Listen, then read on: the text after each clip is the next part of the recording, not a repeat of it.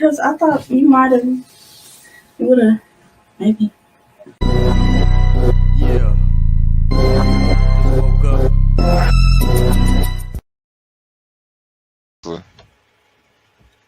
I didn't know that you realized that.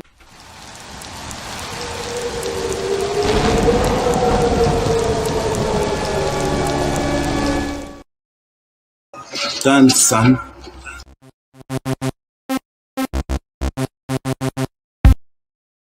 Yeah, King Chalk Entertainment. Here we go.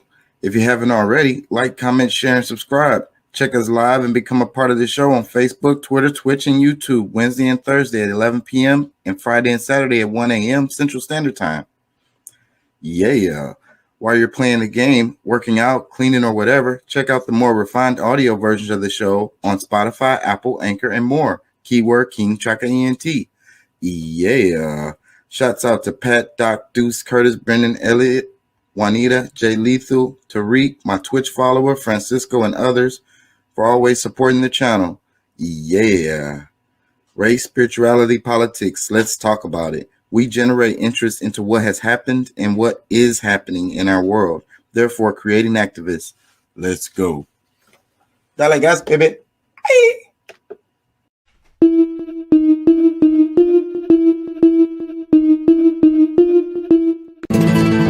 Dime qué tú quieres, papi.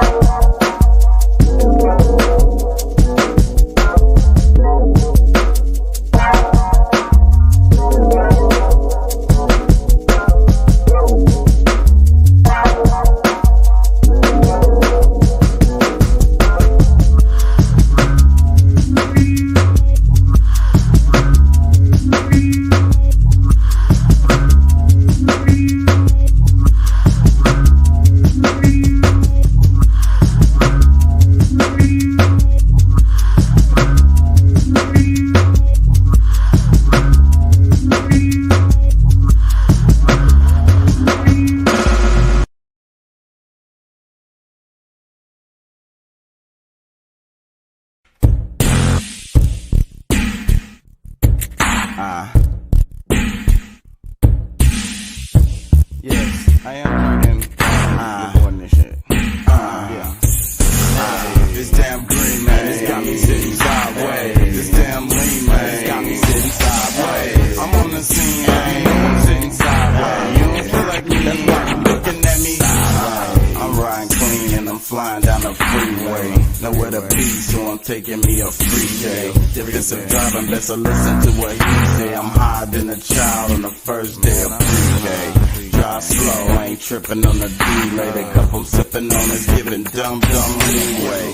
Anyway, the optimal action spilling on my khakis instead of an ashtray. Brush it off and keep it moving on. Shift my attention to what else I could be doing wrong. Sure, it's someone on my phone I could be screwing on. So you alone, bring your whole crew along. Sit around the table playing beer pong. She drunk, she bending over and she got a clip on. I'm looking from the back, man, I got a ass on. I wake up on my back, where the grass come from. This damn green man, it's got me sitting sideways. This damn lean man, it's got me sitting sideways. I'm on the scene and you know I'm sitting sideways. You don't feel like me, that's why you looking at me sideways. This damn green man, it's got me sitting sideways. This damn lean man, it's got me sitting sideways. I'm on the scene, man, I'm sitting sideways. You don't feel like me, that's why you looking at me sideways. I'm the king and we gon' do the things my way. I wanna see you in skinny jeans on Friday.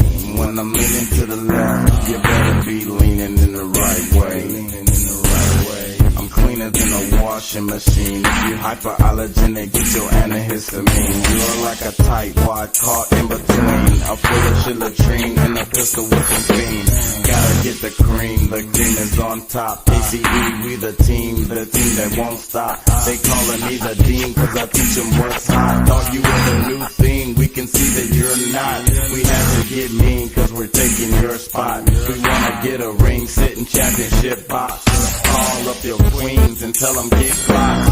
When they see the muscle is supreme, your boys gon' kick rocks. This damn green man got me sitting sideways. This damn lean man got me sitting sideways. I'm on the scene, man, you know I'm sitting sideways. You don't feel like me, that's why you looking at me sideways. This damn green man got me sitting sideways. This damn lean man got me sitting sideways. I'm on the scene, man, you know I'm sitting sideways. You don't feel like me, that's why you looking at me sideways. We thought you were the new thing, but we can see that you're not. Yo, we thought you were the new thing, but we can see that you're not.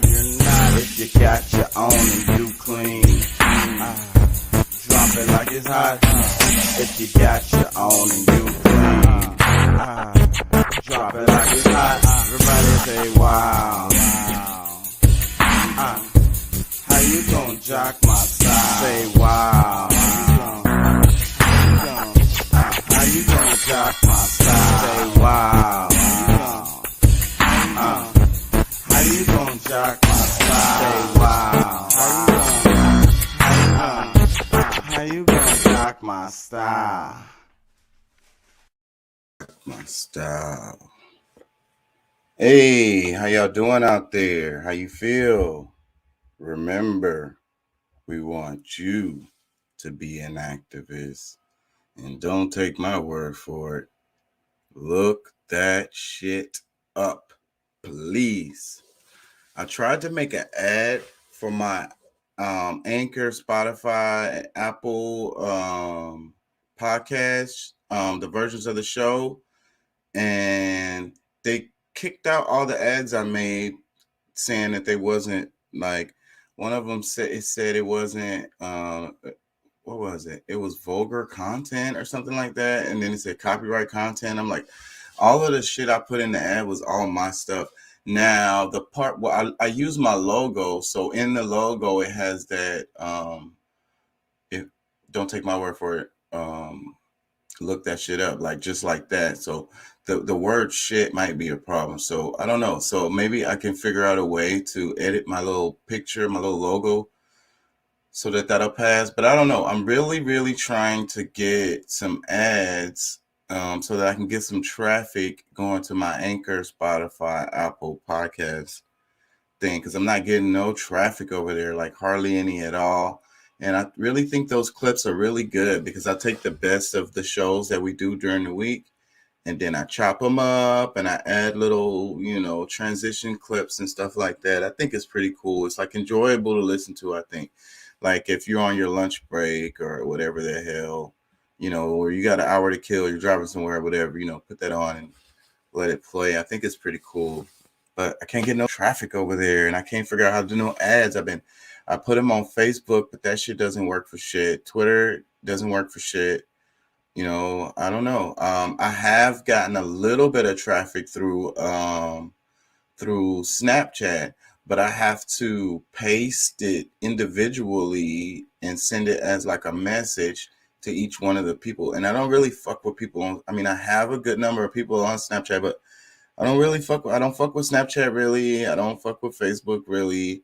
I be on Twitter a bit, but I really just be on Instagram, and I got a good number of followers on Instagram. I wish I could put ads there. I could take a picture and put it there, but I need a link. I have a link in my profile, but people got to go all the way to your profile and click the link. I need an ad where it's a click link right there on the ad for them to go straight to the page and check it out if they're curious about it. But I'm working on it. I'm trying to figure it out. Anybody got suggestions, help me out. What's up, Pat? How you feel? You sound kind of low. What's the deal? What's up, man? How you feel? Nah, I feel pretty good, man. How about yourself? I can't complain. I meant to come on a lot earlier, and then I fucking crashed out. I was editing the videos, just like I was just talking about the audio versions of the show, and it's a lot of work to do that editing stuff. Shit put me to sleep, bro. Like I was sitting there on the computer for I don't know how long editing, and that shit fucking put my ass to sleep. I should have been chilling to get ready for the show because that's how I do. I have like a ritual I do. Like I watch YouTube videos and look random stuff up, and then like I take like a little nap or something. But that's on my weekday shows. On the weekend usually I come home right after work and I just kind of jump into the show. I do a little bit of quick research and then I jump into the show. But today was a weird day, but whatever. Not normal. But anyways, yeah, man, I got a little bit of stuff. What did you see? Did you see anything in the news that was interesting to you?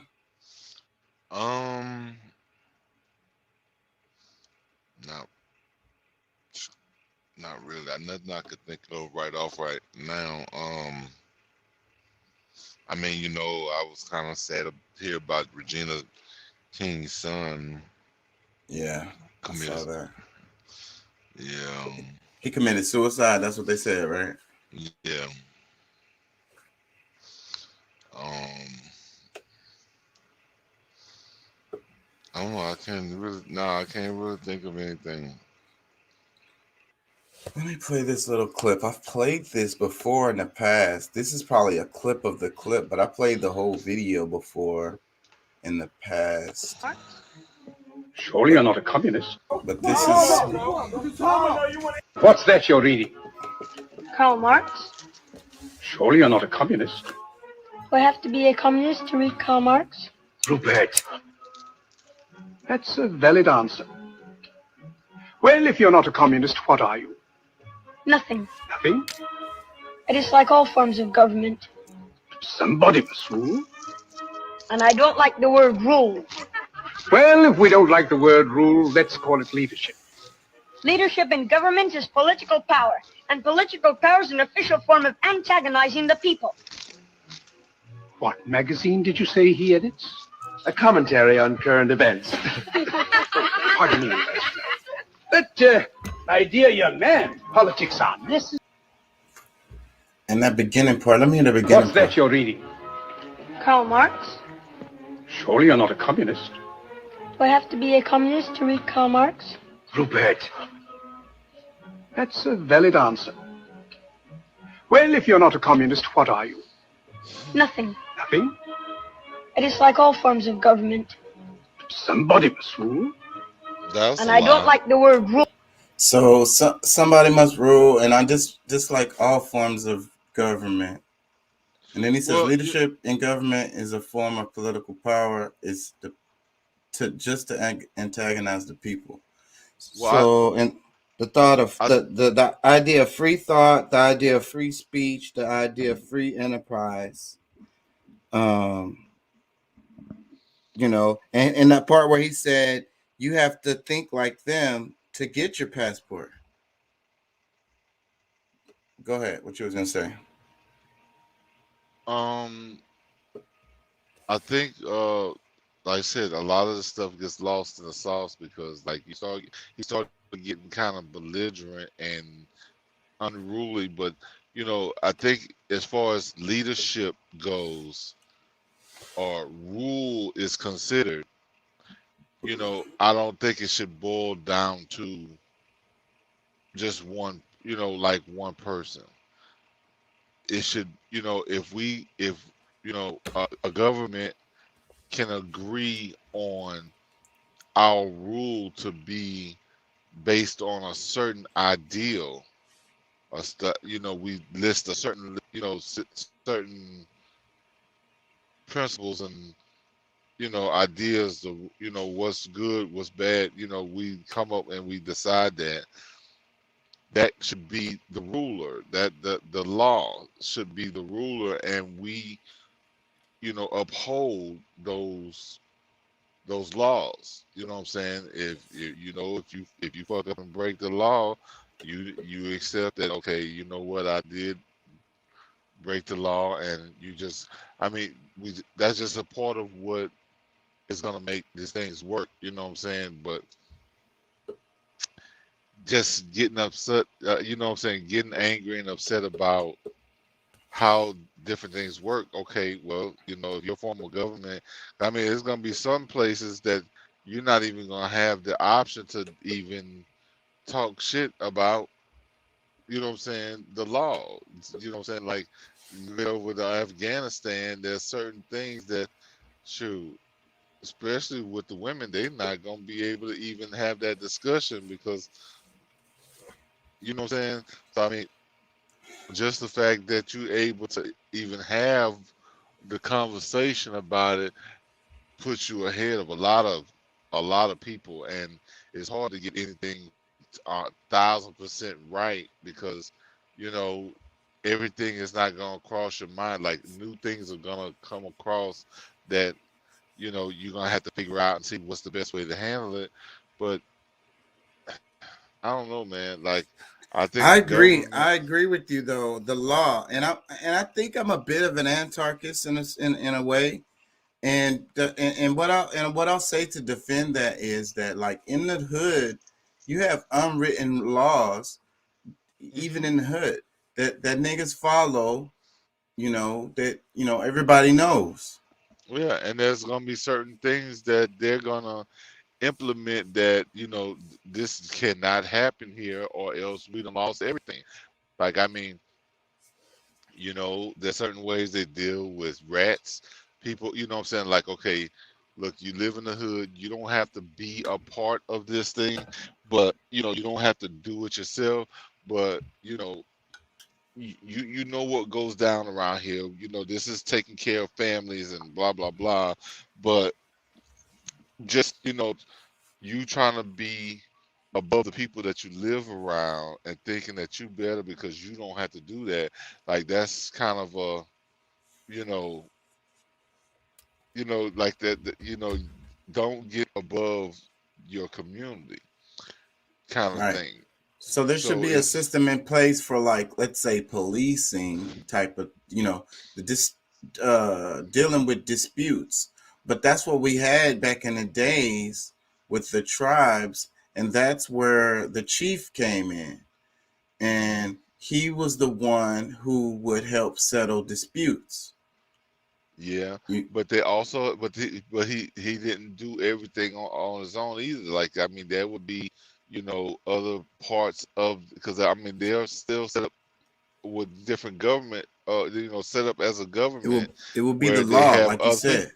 It Yeah, will be the it's the law that's already written. it's Yes. it's something that's agreed upon already by the people, and then there's other officers within that structure that you know make sure that let's just like I don't know what titles, but let's say the chief's wife might be over this. So I don't know, like I mean whatever. Now, I don't think they really had titles like that because it was more egalitarian, where it could have been anyone in the tribe that would have been the officer or whatever. What you're trying to say, because anyone could have that. Because, like you said, the law is what empowers them. So then there'd be like, this person did such and such and such. Yeah, Tebow, and TT was there. anytime that chief gets off the mark and is not following the law, he's trying to, if his son did something wrong The and he people done ain't gonna picked, be having that. he, They yeah, gonna they'll replace the chief. That's another thing. The chief also moved around. A lot of times, the chief was the one who he probably had the most resources or whatever. For whatever reason, he had a good amount of resources, and he also distributed resources around the tribe, around the group. You know, yeah, was and fair. He was a fair one. He knew, like, he cared about everybody. He wanted to make sure that everybody had, he knew how to fish maybe better than everybody else. He could get 100 fish where others might only be able to actually, like his accuracy of actually with the fishing, because he was able to bring in more and he shared. That right, made him one of those leaders that was important to the whole. So right. That's just how it simple worked. stuff. Yeah. Yeah, and it would move on to another chief, someone else who, the resources changed, and it was all about the distribution of those resources for the whole of the group. Because on some days, Yes. one family, didn't have enough to eat. They didn't get enough to eat, or maybe it was a bad harvest or whatever happened, and the chief Hmm. is the one who's like, okay, you guys, Sister Sally and Sister Matt, Tom, they struggling. We got to make sure they eat. And then, and those resources may not even all come from the chief. They'll come from others in the tribe, where, they all put a little in to make sure that, that family good. Hmm. And of course, you have to be a good negotiator when it comes to other tribes, because let's say you've hunted down some pork, some like pigs or whatever. Your tribe don't really eat that, but you're able to make a trade with Trade, with another tribe to be able to get the stuff that you get, wanted, that yeah, your tribe I mean, wanted. yeah, Yeah, so that could or be just your skill. That could be yeah, the only skill that you have, the one that's able to, negotiate really well with other tribes, and that'll end up being the thing that, causes you to pretty much be the chief. yeah, Because the chiefs, the thing is, what the Europeans didn't understand is that they didn't have this hierarchy type of class system over here. You know what I'm no, saying? The chief was just because kind of like the chief was like grandpa. Chief, yeah, it could have been anybody. It was just a title that you end up having for now, for whatever reason. There wasn't really a chief, and sometimes there was no chief at all. And when the Europeans would come and be like, who's in charge, they'd just send them to the person who could speak to them. You know what I'm yeah. saying? So in this circumstance, the chief is the guy who could speak the language well enough to be able to translate. Hmm. Yeah.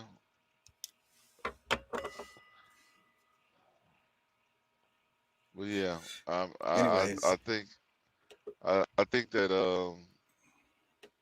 a lot of things get lost in the translation. Through the Because I mean, like you said earlier, there's a lot of things that we argue about where we believe in the same shit, and We haven't. based on the information or your understanding of a certain thing, you argue one side more because you feel that that direction will lead us and get us there quicker, and based on the information, the opposite side has, they're doing the exact same thing and trying to get to have the same goal, but Yeah. you just find, there's a different route that you can take. Either one of you can take the same road and end up at the, take, different, you can take different roads to this place. There's different trails, but Yeah. it still leads to the pond where you're trying to get water And to people drink. You don't know what be I'm saying? listening because they stuck in their point of view. They're stuck in like that right and wrong idea. Like Yeah. if they're not agreeing with me, then they gotta be wrong. So let me put you on my side, which is the right side. And I wish people would Uh, stop that with that uh, right and uh, wrong shit. I'm right, you're wrong. And if you don't agree with me, then you clearly are wrong. And then like the whole internet is set up that way. People, like I say, we got our bubbles and we got our self-fulfilling prophecies that keep on playing over and over for us. And if someone comes on our page and makes a comment that we don't agree with, then we block them, we ridicule them, and people are very afraid to make posts under people's comments that goes against whatever it was that they point that the comment was trying to make. And I think that yeah. is so fucked up that we can't even have conversations about shit that we don't agree on. Let me Yeah. play this. I don't even know what this is, but I'm curious. D holders. This is basics. This is why I think we covered. That's an interesting topic, though. I still want to come number back to one that. group of people on the planet who are not vacation happen to be the most educated and are PhD holders. This is basics. This is why I just let these Negroes talk. You're gonna talk yourself into a hole because everything you said has been documented. So the moment you finally decide, you are going to reach out to brothers like myself, sisters like herself, and others who have been telling you this from the very damn beginning. And guess what? All of you are not going to get an interview from us. You're going to have to retract statements. You're going to have to apologize. You're going to have to make up for what you did. You're going to have to atone. You're going to have to apologize to all the people for promoting the poison from your enemy. It's a lot of things you're going to have to do before we just jump up and say, yay, let me get on your platform. No. I told you. Farrakhan told you. Come on. We all told you. And you said, well, you ain't got no degrees. Well, people with degrees told you. The number one group of people on the planet who are not vacation happen to be the most educated and are PhD. I don't really know what the fuck he was talking about. See, the vacation is a way to say something. He's talking about one thing that everybody else knows what he's talking about. So what's a word that everybody's been talking about that's close to vacation? Oh, okay. So so he's talking about those people that are, most of them are of some highly educated people, and it's to the point to where these people have made a decision on something based on the information that like this is that's being broadcast. But even though there's other people that's been telling you something opposite of that this is not the answer, that you know what I'm saying, like it's maybe if you go back and listen to it again with the understanding of what that vacation might get it better. Yeah, the word vacation throws me the hell off. James Baldwin. We can disagree and still love each other unless your disagreement is rooted in my oppression and denial of my humanity and right to exist. James Baldwin. And that kind of goes with what I was saying too, the disagreement. So like, okay, it's okay to disagree and let's talk about it. But James Baldwin is saying your disagreement is rooted in my oppression and denial of my humanity and right to exist. Then now we got a problem.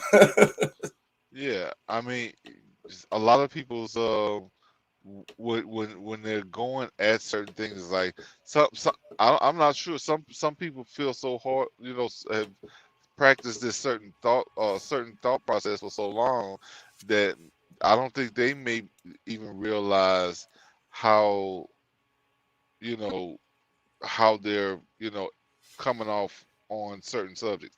But if you don't have a genuine, pure, you know, fight or argument about something, most likely you're trying to overstep a boundary that's not yours to take. Yeah. Oh, Green Bay must have lost. Did Green Bay lose? The internet is so random. Random. I ain't gonna lie. I would enjoy watching something like that. Huh? I don't know if I would pay to go see it. Yeah. Thanks.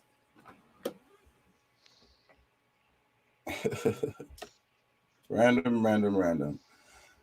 Let's.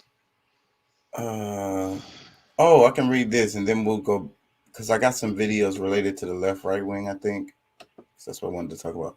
This says, should I get a COVID booster? Critical thinker. What's in it? Who manufactured it? What is their track record? Was the first one effective? It is effective against a new variant. Who is telling me to get it? Who benefits financially? How many boosters is too many? Hold on, let me see. Are there side effects reported? Are any deaths reported? And on the other side, it says low effort thinkers. Cases are high.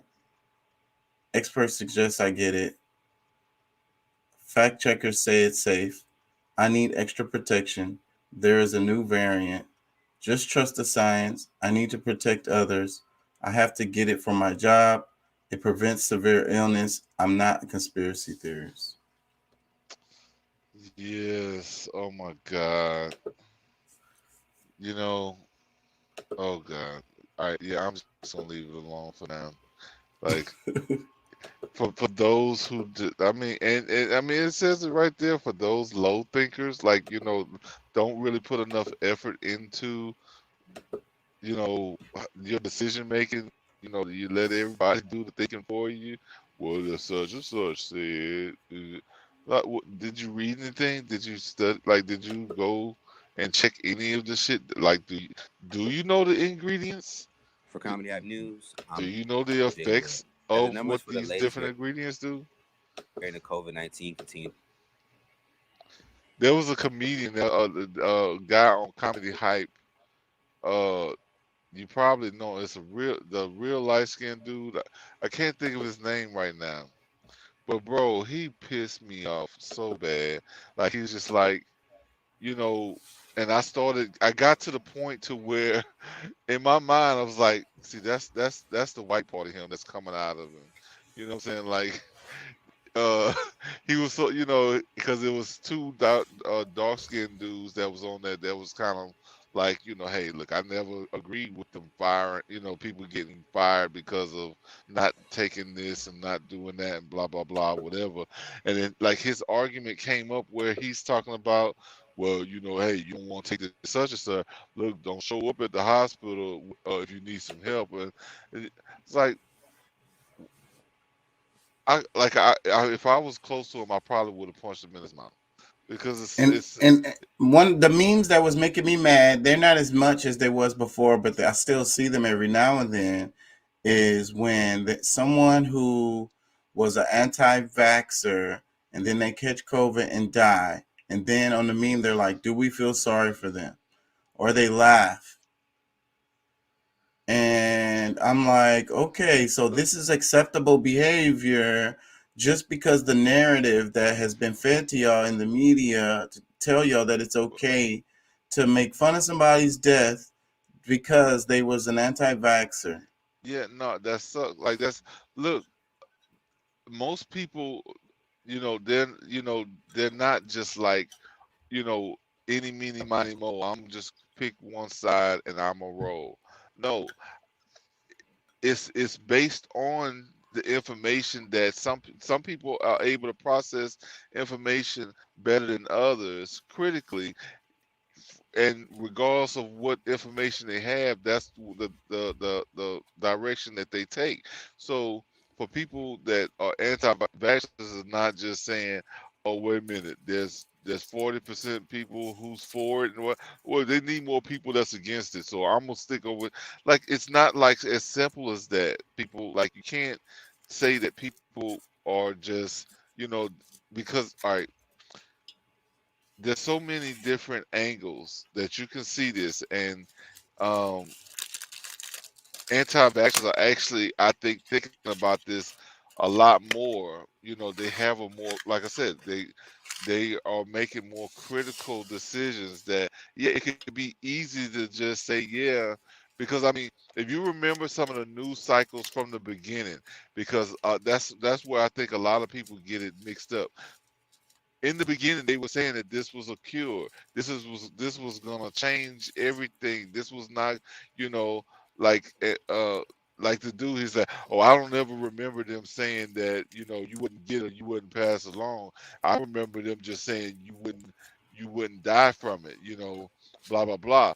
Which, that's not true. They were saying that too, but they were saying other things that went along with, that, you know your level of protection, like even being able to get it or pass it on to other people. And then as time goes by, you start to see that, they're passing it just as much as, like, anybody is not changing the situation. So it's like, why am I taking something that's foreign, that I still don't understand, is not working, and blah blah blah blah blah blah, like all these different things, but you want to get mad at somebody because you've taken it, you've jumped off the cliff, and there's no turning back. You have it in your system now, so you're mad with these other people who have decided not to, and maybe at some point might, because, like, if there's enough information to say, hey, this is gonna save me and other people around me, they can change their mind. But the idea of the power over other people is what bothers me so much, because it's like you wearing your mask to protect yourself from others, but really the mask is to protect the other, you from the others, because you're not expelling whatever. And then it's kind of like, what I'm saying is, like, the neoliberal idea of, we know better. You know what I'm saying? We follow science, unlike those other guys. So whatever we tell y'all is common sense. So y'all need to just go with whatever we say. We say wear masks. We say wear 2 masks. We say get a booster. Whatever it is, that's what it is. And not only that, you as a moral person should fight for the ideas and force all the people around you to do the same thing, because it's the right thing. So I'm right and you're wrong. I'm right. So you better wear your damn mask around me whenever I see you. You know what I'm saying? And that's that part of it is so ugly and so mean. Like the lady who taped the mask to the kid's face. Like, it's a power that they give, that they feel, they could just talk to a random person that they don't even know off the street and tell them to put on a mask. Like, bitch, you don't know who the fuck I am, bitch. I'm crazy as fuck. You talking to the wrong motherfucker, bro. You better take that shit somewhere else. For real. Like, and I say, bro, I really try to avoid even having that conversation with certain people, is because, they're so programmed. The propaganda has gotten to them so strongly, to where, like, you ask them, what research have you personally done? Have you taken the time to look into any of this on your own? And they feel so they have authority.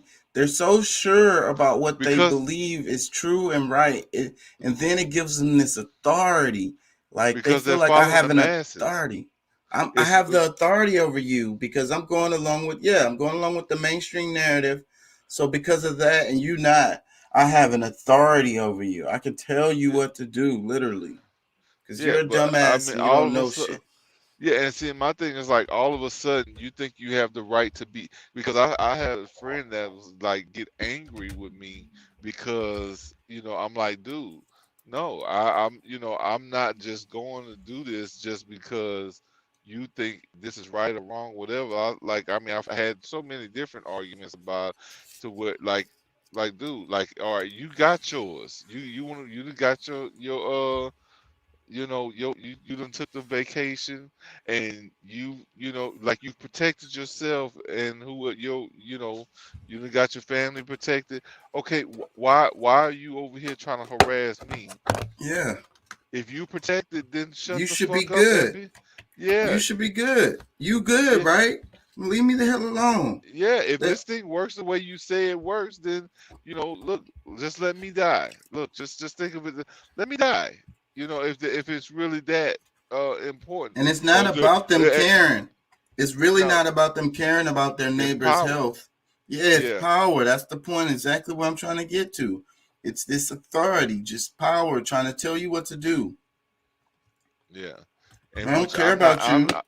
which I'm not really the keen on. Like I've always had some level of like like certain things. I guess like somebody just having the authority over me, like the authority I figures, like always had a problem with that, even from a kid. yeah, even shoot dealing with my mom, like there's certain things like I'm not, I don't feel like If I I should don't be agree judging with right it, I now. don't agree with it. Like if I feel like I really understand the topic, and then you're telling me to do something that's I feel is wrong or whatever, or ain't right, or it ain't gonna be productive, it ain't gonna work, whatever the hell, I'm Well, like, no. well, look, I mean, I'm gonna tell you, I'm big on energy, so my intuition is telling me don't do it, don't do it. And then the more I get information that backs up my feelings that I've already had, like I'm like, dude, like you know what? I mean, my God is telling me to back away. Hey, like, and if it, what I'm saying, like at some point I had to accept that. Okay, look, I mean, just like anybody else, they can die from this COVID, but I don't want to be affected by two things now that can kill me. That what I'm saying, that's not proven. You know what I'm saying? And then now you're telling me like I should do this to my kid? And it's like, no, look, I'm gonna go with the science that I've been trusting for decades already. I'm 46 years old, and this is the science that where things, has been, what I'm saying, y'all used to give us part of the virus to be able to get over it, and Yeah, now, the technology too new. I'm like, y'all need some time to like y'all treating everybody like guinea pigs. Let me play a bit of Eddie Griffin. This should be good. The rise and spread amongst the world, vaccine and booster shots for the virus have remained the topic of conversation. Comedian Eddie Griffin has been active on social media, posting updates on news surrounding coronavirus. On Tuesday, he reposted a tweet from Fox 35 Orlando that broke news of the latest COVID-19 variant called IHU, which was found in France. The full tweet read, "A new COVID-19 variant has been detected in France. The variant has been named IHU. Health officials found that IHU has 46 mutations. That is even more mutations that were found in Omicron." Griffin's caption simply read, "Word, question mark." Griffin wouldn't stop there when it came to commentary regarding coronavirus. The next day, he would post a picture of an arm that has gotten several booster shots over the years, going as far as I to the saw future of this. 2026. Griffin said, "This is what y'all future look like 30 boosters later." The post was guaranteed to garner controversy, as many did not hesitate to offer their opinion on the matter. Former host of BET's 106 in Park, AJ Calloway, commented on Griffin's post saying, "Alive, I like that future. The other future is a little darker." Calloway's message was pinned as the top comment on Griffin's post and has gotten over 1,000 likes and more than 200 replies. Some were in support of Calloway's comment, while others strongly were opposed. Following Eddie Griffin's comment, other users would go on the right, "Y'all do realize that people get the flu shot every year, but go off." Another user would go on to say, "Laugh out loud, and they still get COVID. Damn sheeple."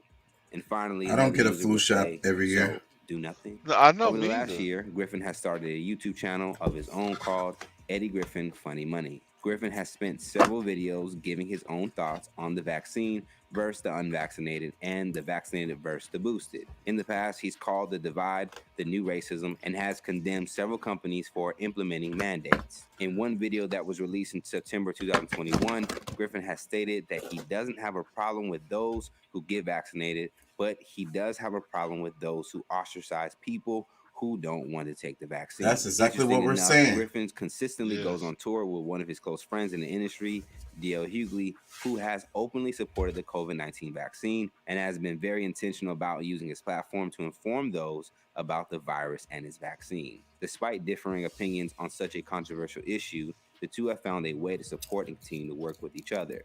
So, what do you guys think about Eddie Griffin's continued views on the COVID-19 vaccine and booster shots? Let us know in the comments below. And stay up to date for the latest news in comedy by subscribing. I thought it was gonna be an Eddie. I hate it when they clickbaited me on that.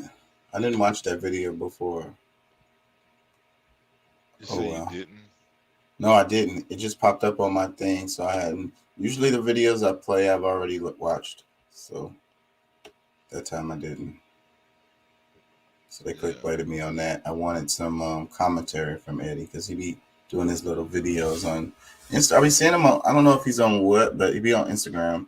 I think I follow him on Instagram. Yeah. Yeah, man. It's really crazy. You know, and like I said, I mean, there's always gonna be somebody they're gonna take. That's like what we were saying earlier about the you know, government. We start out with unlabeled, you know, parts of government. Like you're gonna still follow the idealism behind something because some people are gonna be sold on this, that, or the third. Because in most cases, I believe it's because they're lazy. You know, yeah, I think a lot. I think a lot of you know, people are lazy and don't really want to do the work to be able to, you know, like I mean, when people were saying like the man, have you seen the stuff that's in it? And they list it, and it's like, okay, you can take it and jot down the names of these different things and go look it up so you can see for yourself what this thing does, what this was meant for, and this blah blah blah, whatever blah blah blah. And it's like some people would actually write it down and try to go look it up, and others is like, man, it don't really matter. Shoot, it's just, you know, shoot, you didn't have one of these before. Shoot, when you was a kid, it's like, and I tell some, I was like, look, Lazy. a lot of the stuff that I took wasn't my choice for me to take because I was a kid. I didn't have a choice on a lot of this stuff. You know what I'm saying? And because I'm smarter and I realize like all of the Right. injuries that has happened, like, you know, I choose to do differently than, you know, what maybe my parents chose for me when I was, you know, a kid. I mean, even my dad trying to tell me was just like, well, shoot, you done had all the doggone vaccines that there was, blah, blah, blah. I said, yeah, but right now I'm not being forced to take it. Like, you know what I'm saying? Like, you know what I'm saying? You and my mama decided how that was going to happen. You know what I'm saying? You didn't, you know, and I wasn't as a kid, I wasn't in a position to make decisions for myself. You know, it's different And now. I think people are lazy, man. And then the I know thing and the religion thing gives them all the excuses that they need. It's like, I already know. And then the religion is like, well, it says this in the book or whatever. And then it's like, Big Mama did it. It was good enough for Big Mama. It's not good enough for you. Yeah.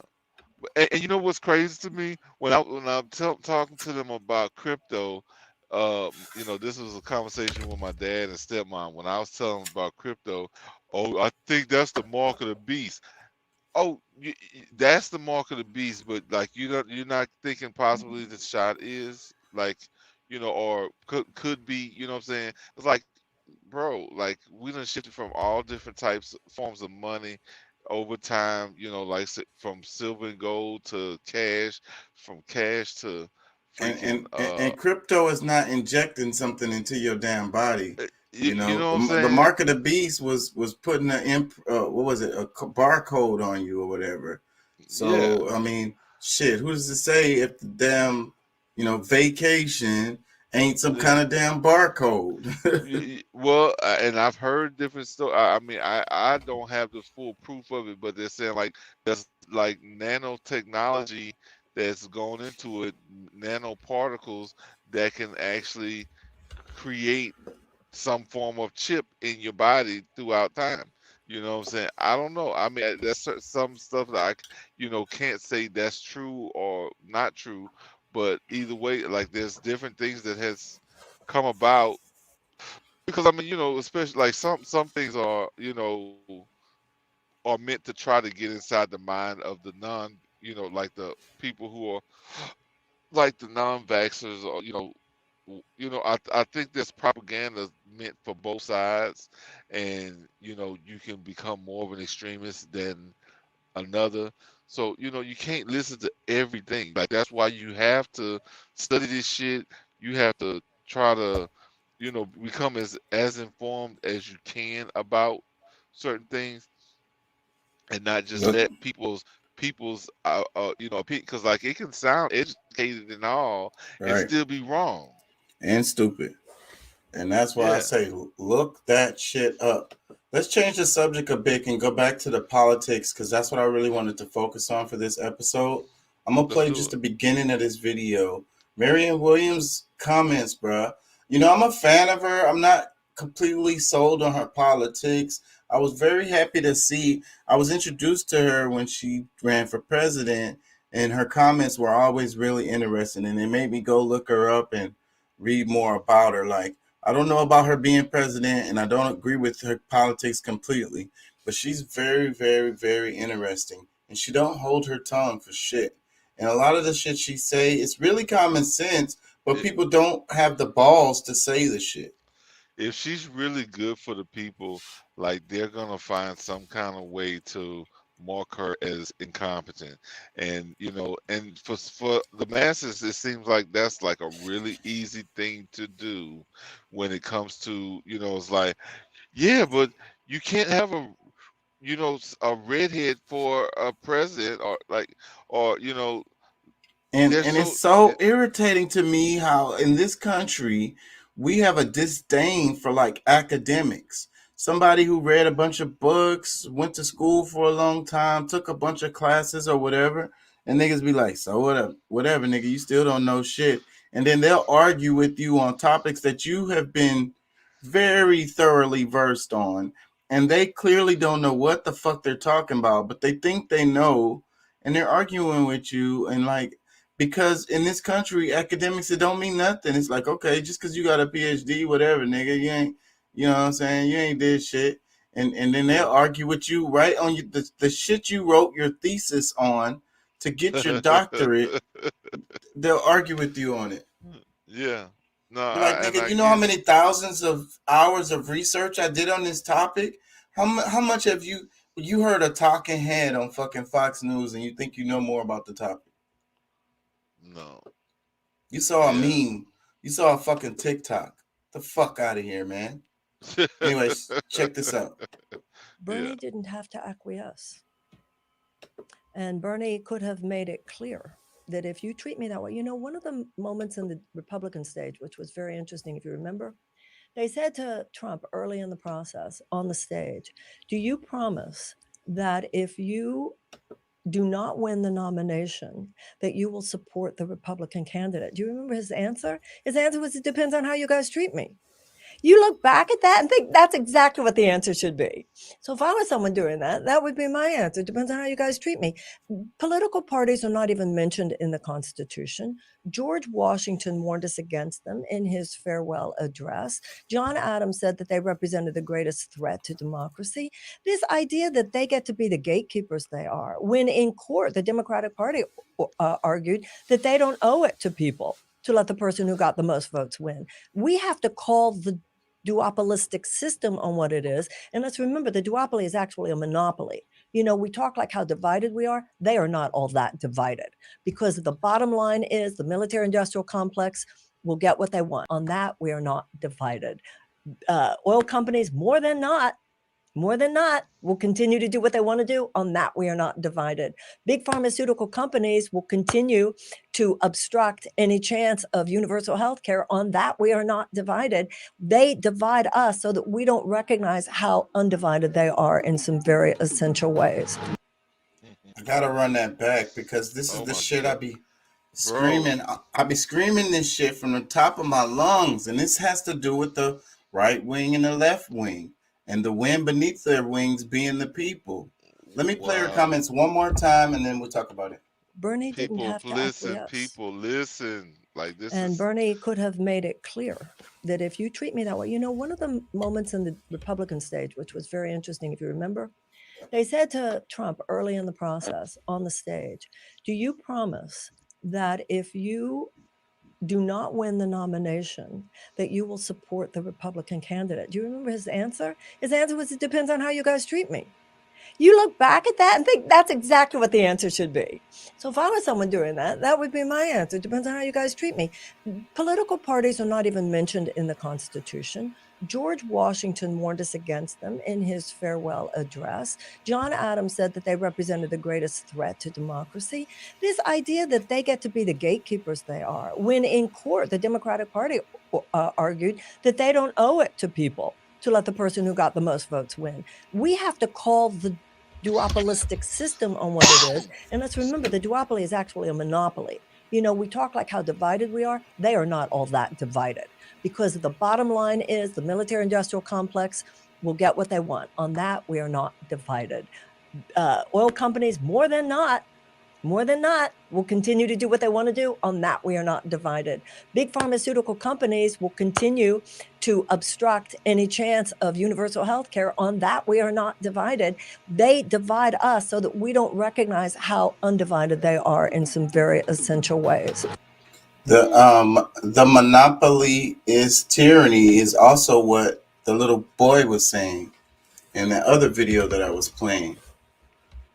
So yeah, go ahead, comments.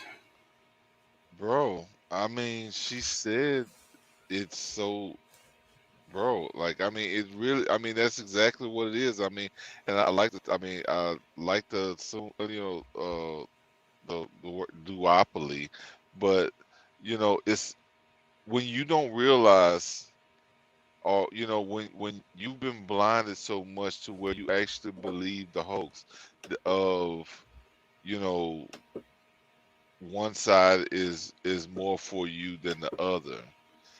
Like I think there's patterns where you can see that there's one party that puts up an argument that is beneficial to the people in more ways, and are at least are able to you know get the voice, the majority of the people that behind them. But you just never know the hidden hand. I mean, there's and symbolic, like people don't realize, like if you look at some of these old school pictures, when people take their hand, like stuff their hand in their shirt, that was symbolic, letting you know that they got a hidden hand. You know what I'm saying? So, you talking about Napoleon and George Washington and Tom Jefferson and all these others, like they went into it knowing that they was lying to the people. There's certain things that they're gonna say in order to get you on their side, but overall they know that they are above even themselves, that they have to follow certain things.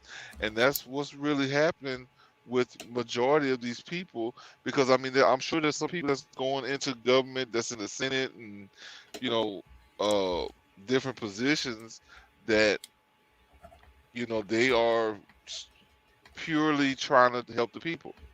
But it's not going to be enough of them at one time in office that's really going to make the change, because there's some that's been there for 20, 30, 40 years already that has decided that the agenda is bigger than the people. So bro, she said a lot. I mean, I really think it is more so a monopoly in government than a duopoly, or these two different sides that's really fighting for the greater good on with their ideals. Yeah. Yeah. Yeah. So the government, the basic idea though, right wing, left wing, they're not divided.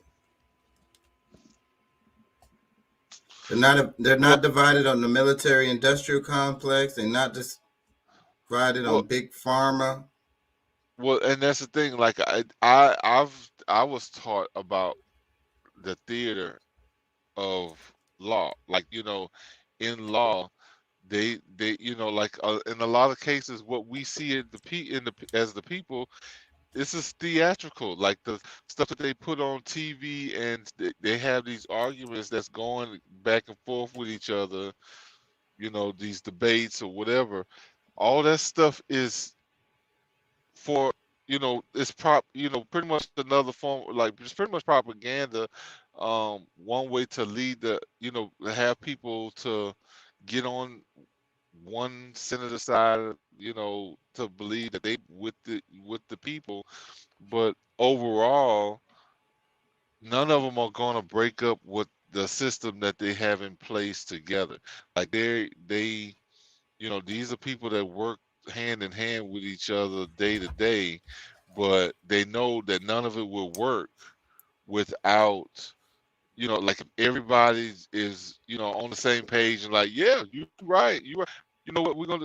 Like they know that they're gonna piss people off that way because there's, nobody speaking up and saying, hey, no, this is wrong. We shouldn't do it this way. What about this thing and what about that thing?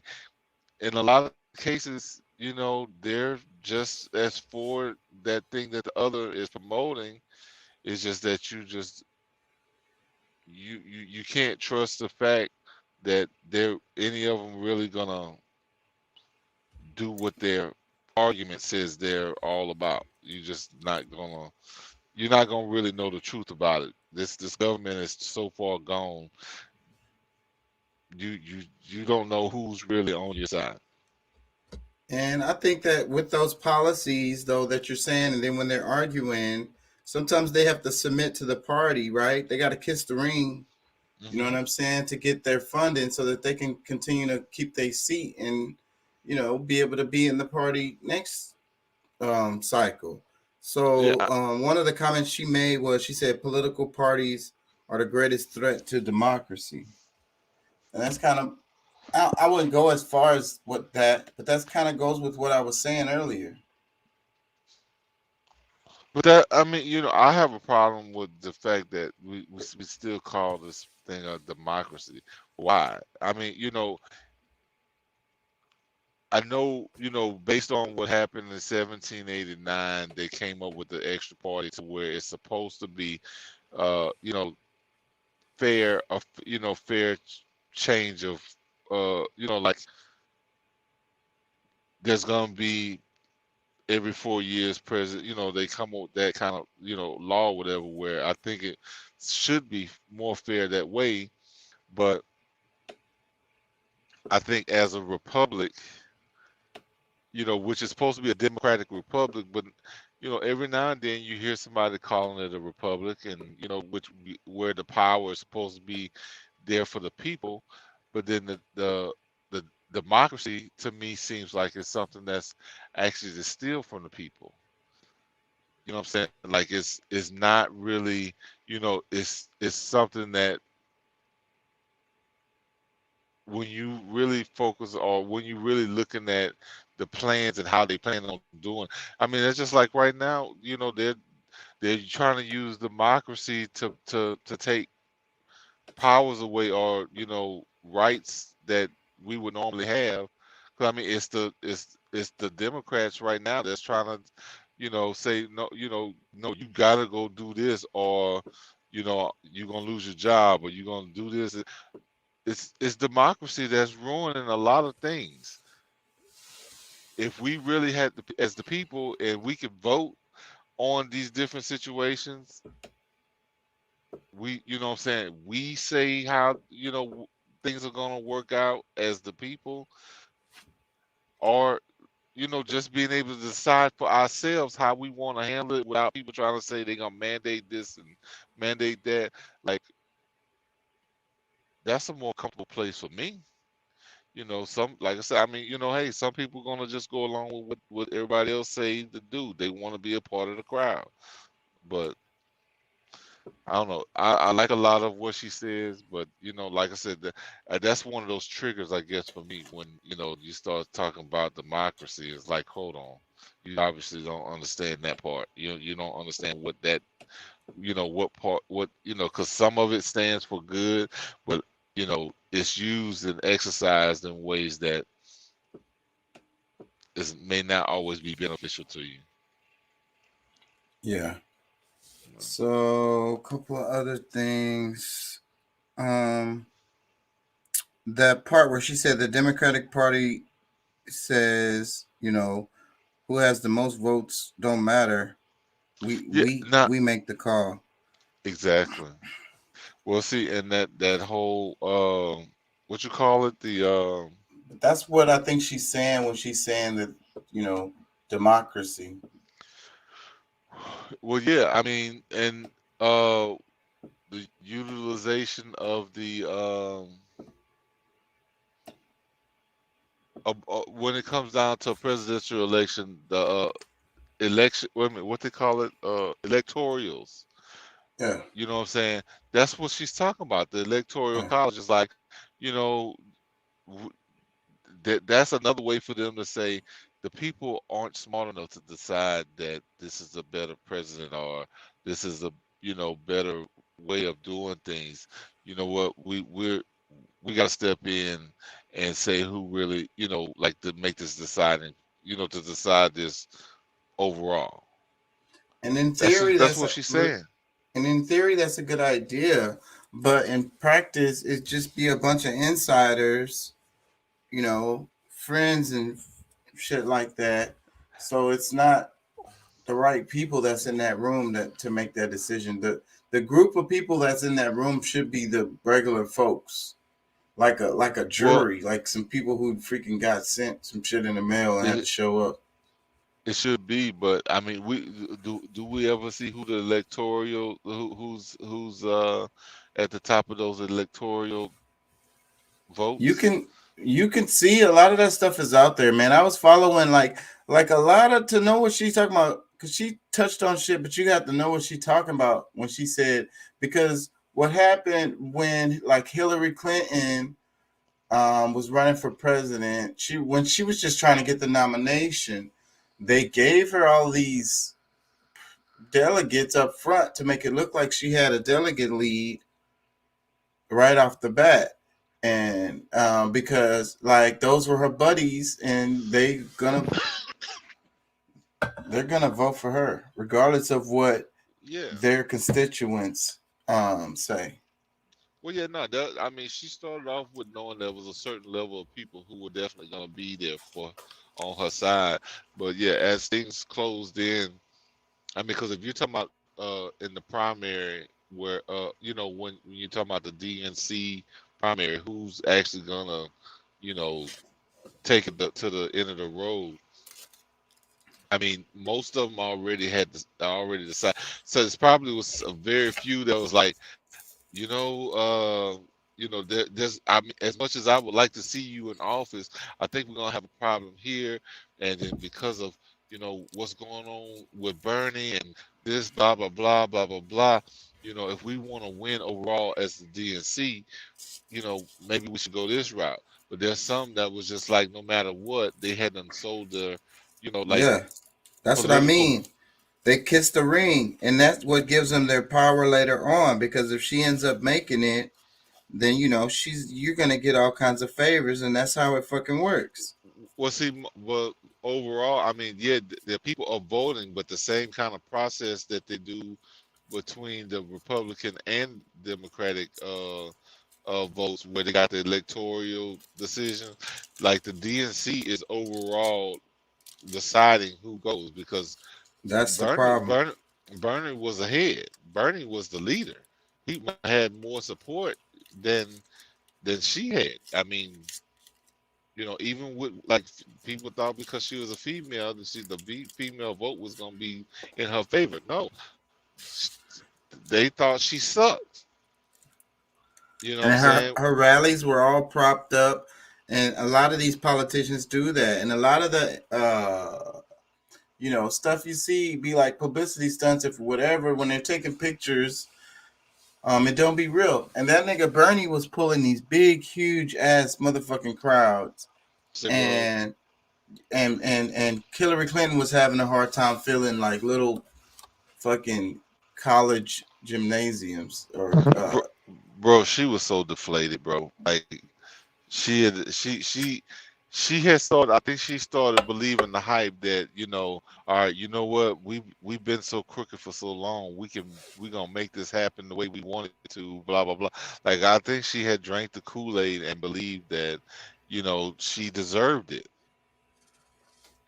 But if you're the type, if you've been stealing shit your whole time, your whole life, and then there's a benchmark in the world where somebody's actually coming about. Not to say that Bernie was just like some kind of messiah, but at the same time, here's somebody who's not afraid to attack the situation, head on without so much fluff and bullshit. And that's mainly, you got people like Hillary, who when you ask her a specific question, she finds a way to flip it and turn it into a whole nother different conversation. Never really answers the question. It's just like a lot of people got tired of it. Like you act like people can't see. Yeah, but that bitch is smart as fuck. So she was masterful at that kind of shit. I think she was the mastermind behind Bill Clinton becoming president, and I think the same thing with Obama with his wife Michelle. Let me read this right here. It says, as long as the general population is passive, apathetic, diverted to consumerism, or hatred of the vulnerability, then the powerful can do as they please, and those who survive will be left to contemplate the outcome. Noam Chomsky. And because I say what I said, because like if you can't, you have aspirations to be like the president, maybe. I don't know if Michelle fits this, but definitely Hillary she was in politics from way earlier. Oh, and no, it's yes. like if you want to be president, but you're a woman and the way the system is, it's just gonna be difficult, or you can't really do it. So you get as close to that position as you possibly can, and that's what she did. Well, look, I'm gonna tell you because I believe you're totally right with Hillary, because she was an activist in different areas for a long. Like when she was in college, she was doing shit, and I think she was being propped up. Like her family was guiding her in different ways. I don't know if to be president, but to be prepared to, like Be in politics some kind of way. yeah, like she was groomed. And I don't think Bill was as groomed, but because of his family or, his connections and his, like he was just easily perfect. able. He was kind of like Obama. He was like Arkansas, I want to say, governor of Arkansas, some shit like that. Yeah. But people liked him. He could talk well. He was really charming. And fuck it, let's run for president. And he fucked around and made it. Him and Hillary went to like they were in school together, and like this was and the difference between like people like that, like they make bonds, they make agreements between each other, because I mean it's just like when they were married and he was messing with other females, she didn't give a shit because that's not what their relationship was about. And what I'm saying, whether they was attracted to each other or not from time to time, or they whatever, because they did have a kid together. We know that they had some form of fucking going on, but at the same time, they based on their them wanting to have that power to be able to get to the presidential thing, or maybe even just high up within the government ranks, they were willing to come together for that. So, you know, the grooming that she had from, you know, college all the way through, you know, up to him getting into, you know, become, you know, because he became governor. She had taken up different jobs within government and stuff throughout the, you know, along the way as well. And even though she might have wanted to be on top the whole time, she put her husband or her friend, which is, you know, considered her husband, in position to still prepare herself. Because I mean, being the first lady gives her a certain level of power as well. But I don't know, man. Like, it's I think she overstepped a lot of boundaries within her time, which took away from her actually being able to become president herself. Yeah, I think she had more connections than Bill had, and used those connections to help him get where he needs to be. Well, I mean, if he is, because yeah, even him, he was. I don't think. I mean, he never really sounded like the smarter one. She always was the more articulate and could, you know, like certain situations. I mean, they both, I think, tried to hide, like tried to avoid certain conversations, but She's she much better at it. They yes. can trip him up, and you know, they can trip him up. It's like impossible to trip Hillary Clinton up. Oh no, it's no. I mean, well, no.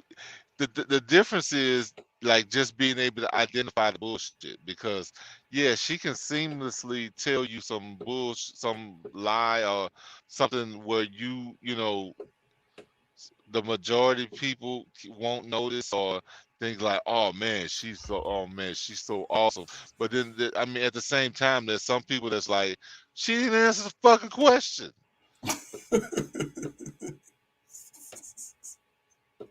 You know what I'm saying? Like, I mean, I found myself many times like, wait a minute, what the fuck she just say? You know what I'm saying? Like, I was like, oh well, no, come on, man. Like, and it was just so many things that, you know, after a certain point, but you know, the story starts speaking for itself, because the world is talking, and then she's talking, and then you're like, okay, well, you're trying to, once you get to that point, you're trying to decide for yourself, okay, what side of this am I gonna believe? And after a while, you can't miss the bullshit. Like, once it starts getting uncovered, you know she done start telling this lie and that lie. You looking at everything she say now to see, you know, how honest, you know, is she gonna be honest, or is she gonna be full of shit? Then now, you know, it's the gig is over, because you've already done pinned her as a liar, just full of shit. The United States will have to be fully vaccinated against COVID-19 if they want to cross into the U.S. from either the Canada or Mexican border. People will need proof, hold on, of COVID-19 vaccinations when entering U.S. borders starting Saturday, sorry.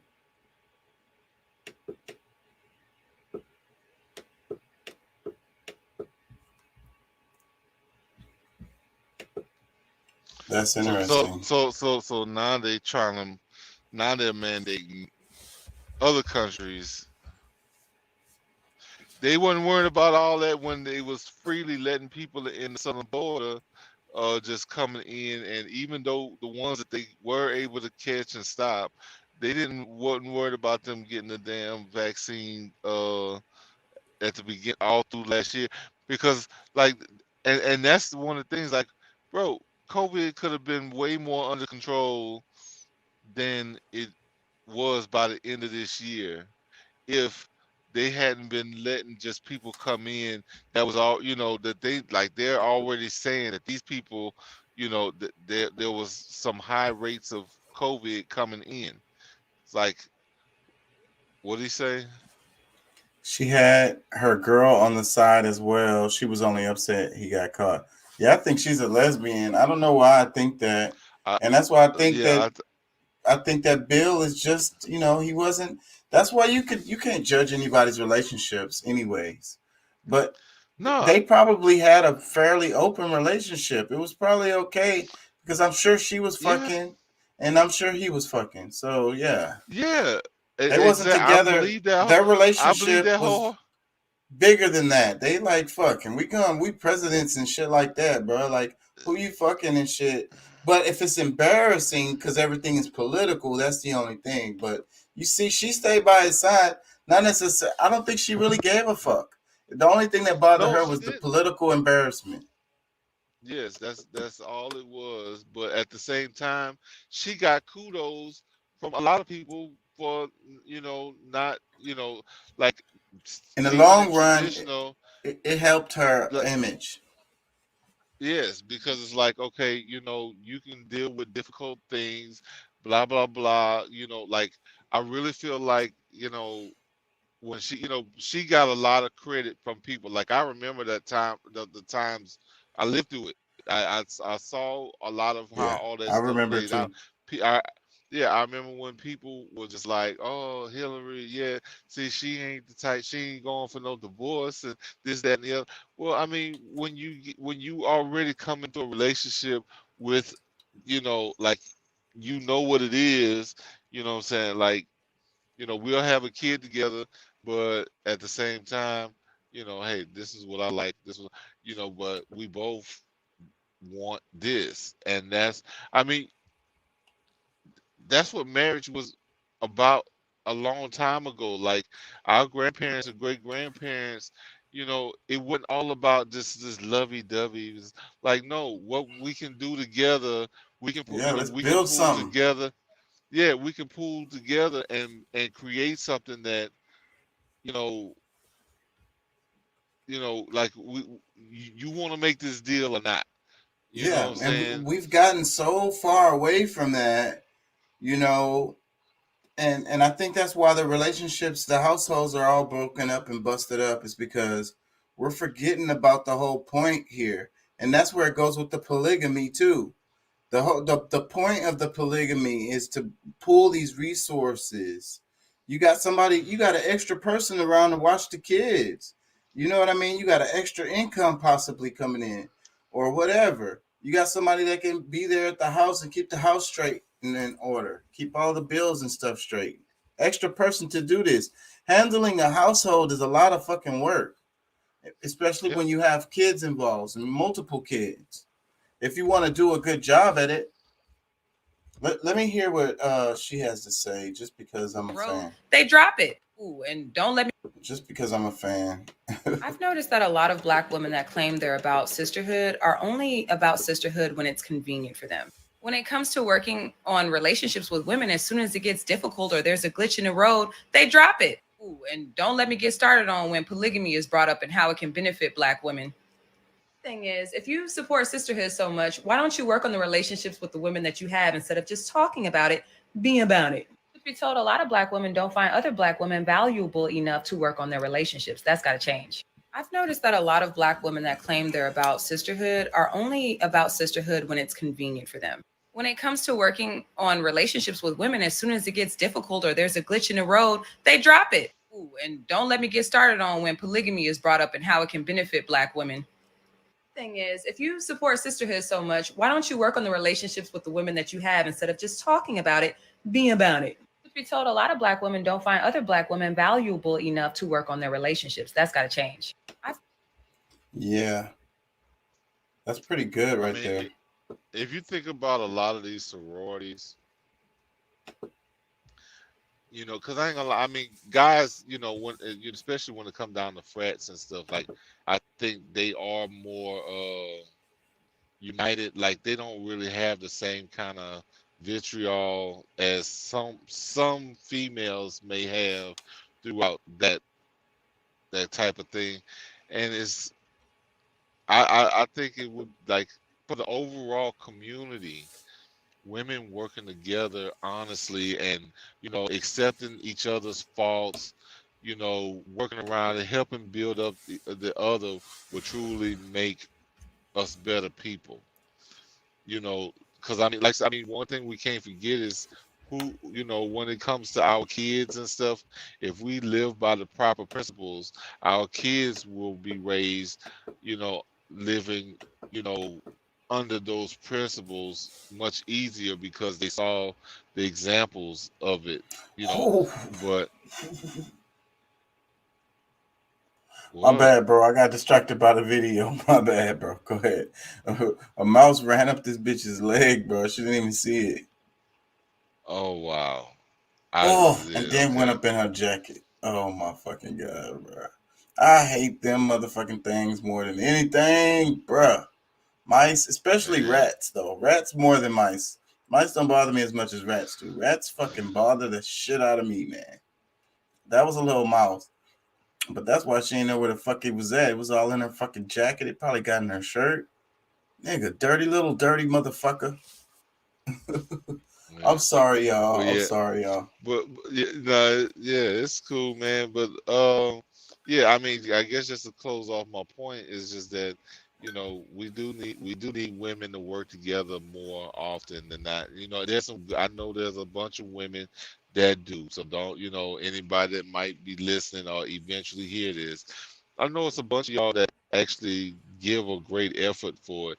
But I mean, just overall for the community at large, we do need more women that's sincerely and genuinely trying to, you know, make themselves better and be able to cooperate with, other sisters, which will also prepare them to be able to cooperate with a man. You know what I'm saying? Like, And a lot of the gotta stay. camaraderie, a lot of the problem with the relationships with the guy cheating, it'd be the women against the women, and a lot of them, they the ones that be causing a lot of the drama related to that.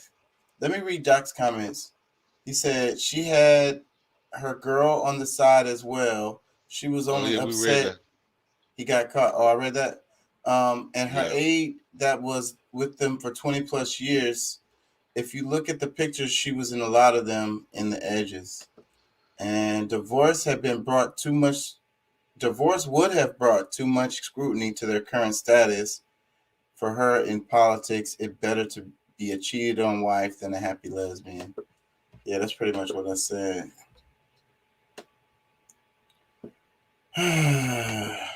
Since the pandemic started, a new billionaire has been created every 26 hours. Meanwhile, 160 million people have been pushed into poverty across the globe. Does that sound like a fair system?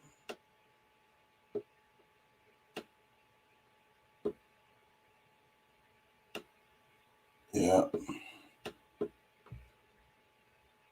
Chattanooga, Tennessee. I don't know how much longer. We're at 2 hours. I had another thing that I wanted to cover, but I don't remember what it was. So y'all bear with me while I get my brain together here. What was it?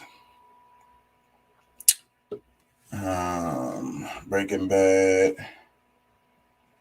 Oh yeah, the abortion, but I don't know if I could play Vice. They're gonna give me a hard time. PBS, I don't know if I can play that. Black Americans, can I play Crash Course? I don't think I can play that either. Fox News.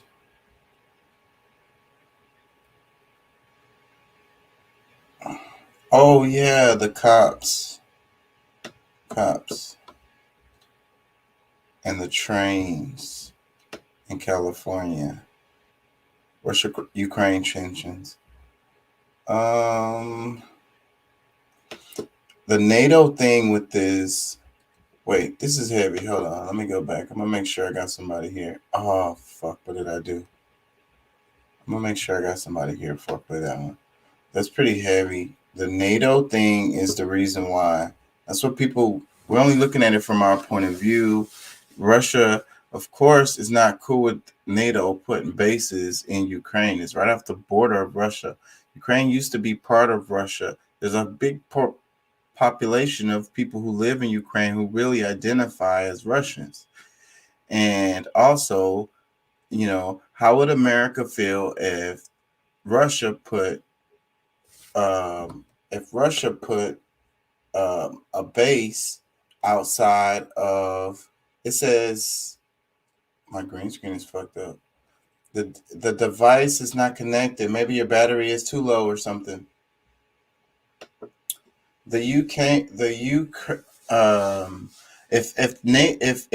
Russia put bases in Mexico or Canada, how do you think the United States will feel about that? If the United States couldn't stop it from happening, or even just doing a war, and they was trying to avoid a war or something like that, at the very least, they would put more security at the Mexico and Canada border and have them some damn bases or whatever that could, hopefully defend their country from like missile strikes or drone strikes or something that could come really fast. So, but from our perspective, the media is just telling us that, the media is just telling us that Russia is building up troops on the border of Ukraine, but they're not telling you that NATO is trying to build fucking missile launchers in Ukraine and steadily expanding, basically like expanding into Russia, because you can call it into Russia because that used to be Russia not that long ago. And again, the ethnic people that live there identify themselves as Russian. He says, now you understand why I always keep a notepad in my back pocket. Yeah, I have a notepad right here next to me. That's what the whole Cuban Missile Crisis was about Russia putting nukes in Cuba. Exactly. And that's what I've been trying to say, and that's what I've been trying to get people to understand. And they but the way the media is telling us is, it's Russia having aggressions on Ukraine. But Russia is basically just trying to position themselves to be able to defend themselves. And they're not happy about NATO getting so close to their damn border. You wouldn't like it either. My green screen disappeared, y'all. So give me 1 second. I'm going to refresh the screen.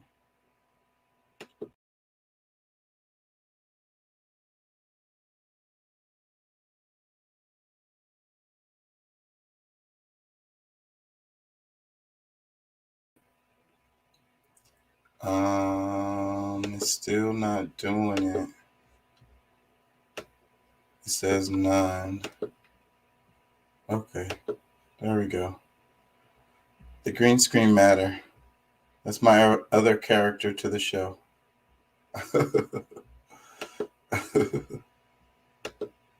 It's my prop. Anyway, let me get back to what we were on. We were talking about Ukraine. Let me play a bit of this.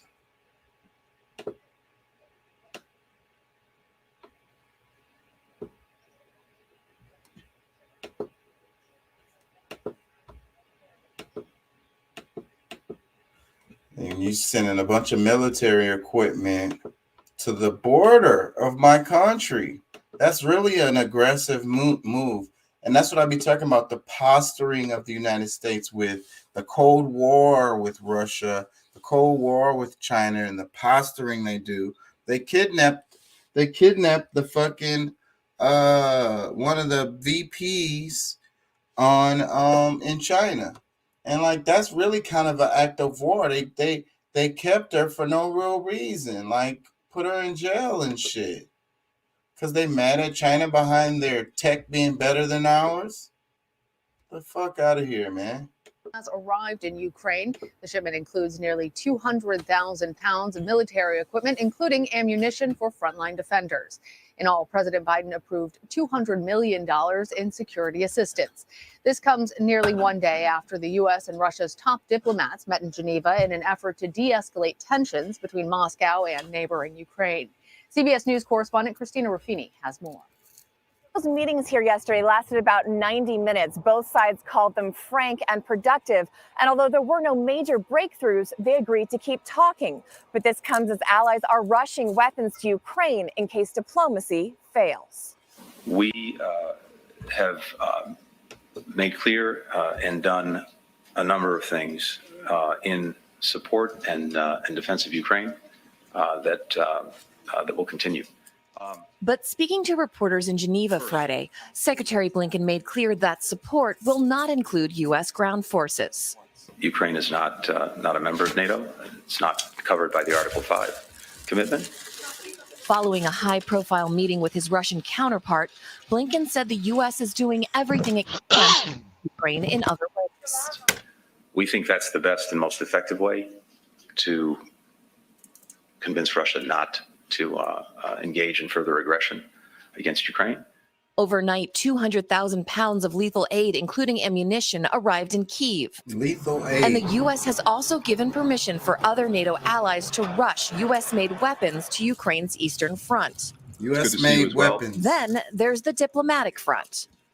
What we expect is concrete answers to our concrete proposals. The bottom line is this. This is a critical moment. Russia says it has no plans to invade and its troop buildup is defensive. But the U.S. has questioned how a country with such a robust military could feel threatened by its much smaller neighbor. Is Russia intimidated by Ukraine? Why are you afraid of Ukraine? Why do you feel you need to protect yourself, as we you are said? not afraid of anyone, even not of the U.S., Secretary of State Antony Blinken said the U.S. should have a written response to Russia's proposal by the end of the week. Lana? Christina, thank you. For more, I'd like to bring in retired CIA Chief of Russian Operations, Steve Hall. Steve, thanks for joining us. The diplomatic talks over the past few weeks have been seen as a way to try and de-escalate tensions in Eastern Europe. But with this shipment of ammunition and security assistance to Ukraine, doesn't this suggest the opposite? What message is it sending to Russia? Or maybe to say it differently, what message might Russia be receiving? Yeah, I think Western and American negotiators, diplomats are trying to walk a very fine line here. They want to send a strong message to Russia to say, look, there's going to be, as they've specifically said, there's going to be some serious downsides if you go ahead and invade Russia, or invade Ukraine. So they want to send that strong message, and they also want to try to help protect Ukraine, of course, against the significant set of Russian forces that have been massed around it. But they also don't want to trigger an invasion if there's a chance that perhaps it won't happen. So this is a whole mess. You there, Pat? Yeah, man, I'm here. Yeah, this mess can really turn into a big deal. Like, people are saying that we could literally stumble into like a real ass war. Well, yeah. I mean, it's starting off with Ukraine now, and like this is gonna be somewhat of my, just my opinion of how these things could turn out, because I mean, we really pay attention to who allies, who has certain allies and those who may come to the rescue of other, because I mean, just like right now, I mean, NATO says a lot of stuff about helping Ukraine, but Ukraine, I mean, they're not necessarily a part of NATO, but they're willing, because see, for whatever reason, there are gonna, obviously benefits to some other European parties, or even the U.S., where it would benefit, or allowing Russia, because let's say if they were friends with Russia, it would be no big deal let Russia go in and take Ukraine, and it'll be said and done over with. But for whatever reason, if they allow Russia to go into Ukraine, which in most cases they can take it over, and you know, be back where it was decades ago. It can happen with with no problem, but because that them gaining that power is why they have to jump in and try to stop it from happening for whatever the like I don't know the details, but that's just just going by you know our past and how things have worked out before, and just strategically how they position themselves, or you know how they're able to manipulate or use certain things. It's the things that we need to really kind of look into. But overall, after if this thing happens, if this war begins, who are the other parties going to be involved? Because like I said, it's not going to be any problem with Russia getting China involved. It's not going to be a problem. The U.S. taking steps and actually sending actual troops, because I mean they're sending aid, but them actually having a heavy involvement with actually sending our troops in there could be, or a mixture of the European nations. And it would be interesting. It would be a disruption in because the world isn't the same as it was after World War II. And I could see Australia being on the United States side, and maybe even Japan, because they don't really. I mean, Japan works for Russia, but who knows? And then what side would France be on? You know what I mean? Easily, it's NATO. Like, I mean, because that's I don't know. I don't know about that. And also the UK, same thing. I'm not 100% sure about that. No, the reason why the U.S. involvement is there is because of most of the European nations. Like, it's a lot of the talks is based on the NATO. Right. I agree with you. Germany, all of them, France, UK, they're all part of it. I get it. But just because like UK has been separating from NATO, and France is not happy with the United States because of those submarines that they sold to Australia. We just got back into NATO last year. We were separate from it too. So based on the leadership, we're in or out. Like some people, some believe that we should be in it and part of the, this group of, I guess, group of governments. But I think a lot of people look at NATO as a big joke.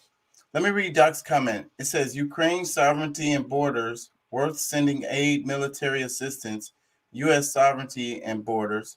Don't look here, nothing to see. Basically, what I was saying before you got on was about how, if Russia, because the problem is that the basic problem is this: NATO putting weapons, building bases in Ukraine, and it's right there on the border of Russia. And not only that, it used to be a part of Russia, and a lot of people that live there still kind of see themselves as Russians. Mm-hmm. And then you got, so if the United States was to put, if Russia was to put bases, or China was to put bases in Mexico or United States, I mean Mexico or Canada, then how do you think that they will react? Yeah. So that's the twist on this story that we're missing, because we look at this from a nationalism point of view. The media is giving it to us in that way. So then that's okay. Go ahead. Well, no, what I was going to say is that we're looking at it from points of views that are convenient for these governments, because exactly. the real issues we'll find out 20 years from now, 50 years from now, of what actually was going on, and which I think there's a lot of unfairness to, because they need our approval or our cosign to say, hell right. Yeah, we need to help these people because of this, but they don't give us the real information to say, right. Oh no, you know what? You need to leave them people alone. Let them decide that shit for themselves because What does it got to it's do with us? America what first. We got problems over here. We need to be focusing our resources on. exactly. Like I But mean, you know, go but they ahead. made a comment. It was a comment something about it said American arms and all of that. Like so that's what they sent over there to Ukraine. So then boom, here goes the answer to the whole fucking thing. Money. Well, Making who money. well, and I think because that could be taken out of context too, because we are arms dealers. We may have sold, like there might be products that we created over there, but did we pay for it? That's the Well, question. they Like said in the clip, it was really short, but they said they sent a whole bunch of, what did they call it? they It was sent aid. It was who? an aid package, Yeah, but who? defense aid or some shit like that. So basically a bunch of bullets, probably vests, helmets, Yeah, gear, and that's what we make here in the United States. I get Somebody, it. even if it was donated or whatever the hell, when they say that donate shit, it means somebody pay for that shit. I So then that's know, money coming out of one top pocket into the other, the government or whatever. You know what I'm but saying? That's what it but is. is but see my thing is because like I said, that can be somewhat deceiving because sometimes people want it to seem like okay, America did this for the country, but because these things came from America doesn't mean that America paid for it. That's my point. You know Yeah. they make money. The companies, the corporations, they're not giving shit up for free. Somebody got to pay for this shit. We made these damn bullets. We made these vests. We made these Yeah. guns or whatever the fuck, nigga. Shit, it's an invoice that's attached to Who that shit. Doc who has says, the like, highest stake of winning throughout this on the outside of Ukraine or Russia? Like and who that's the question that I like to ask is like who's the next beneficial candidate that and you and the answer is we mentioned the names in the other show: Raytheon, Halliburton. well, What is it? I meant on the government standpoint. Like who like Whoever has the coziest relationship with Raytheon or whatever, the Halliburton, y'all know the names. well I don't all right, I'm lost now because I'm talking on a political level. That's what I'm saying. Even politically, the lobbyists, the guy who switches from CEO of this company to from So there's no political. it skips government. It goes straight to corporation who benefits next in line. So like, who is the big because my question is who's the biggest ally of the Ukraine? Like who's like, hey, no matter what happens with you, I got your back. That's the part that I was trying to get to because I mean, regardless, corporate interests are like these people are gonna win no matter what, no matter That would be who. governments. I think I get your point. If we look that up, it would be a government of one of these countries, not the United States. It would be Well, yeah, some other government that would be supporting them and looking out for them. Somebody that they trade with regularly. yeah, because I mean, I from even like I'm not a big Biden fan, but I sense Biden has a certain reluctance on even having any kind of involvement, but because even though like It shit, still goes back to the corporations. What I'm saying is, whichever politician that you're talking about, they're going to have some connection through a corporation that benefits from this. Do you get what I'm saying? Even if yeah, Biden may be reluctant, and if he is, then it means that his son or somebody else has a company that benefits from, I don't know, whatever it is, sending the weapons over there. Doc well, says they are working on doing in Venezuela.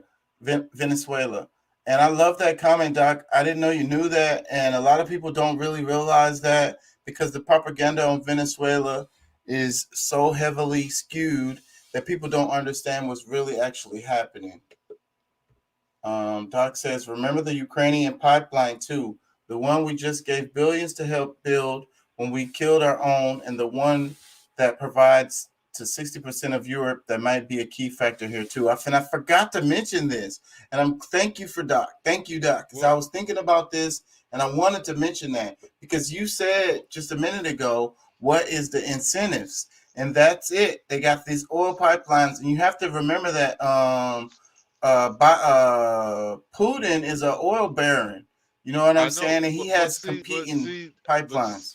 But you see, the thing about it is, because one of the things that was in the news a few weeks back when a lot of this stuff started, they said how Putin rerouted the pipeline around Ukraine.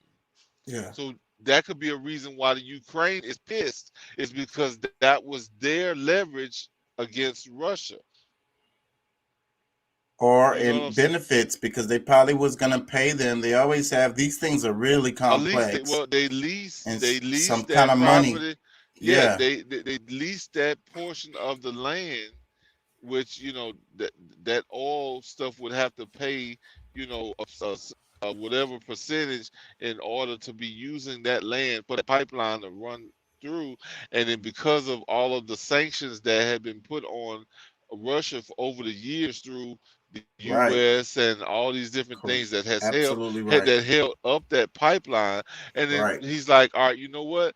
It might cost me more to go around it. Over the long haul, it's probably cheaper for him to go around and just do what, like deal with other people who ain't with the bullshit, because it's like, exactly, who the fuck are you to, you know what I'm saying? Like, and this would benefit Ukrainians in other ways, because they have stipulations in this thing where you have to hire local people related to the thing. So the thing would need maintenance and stuff like that.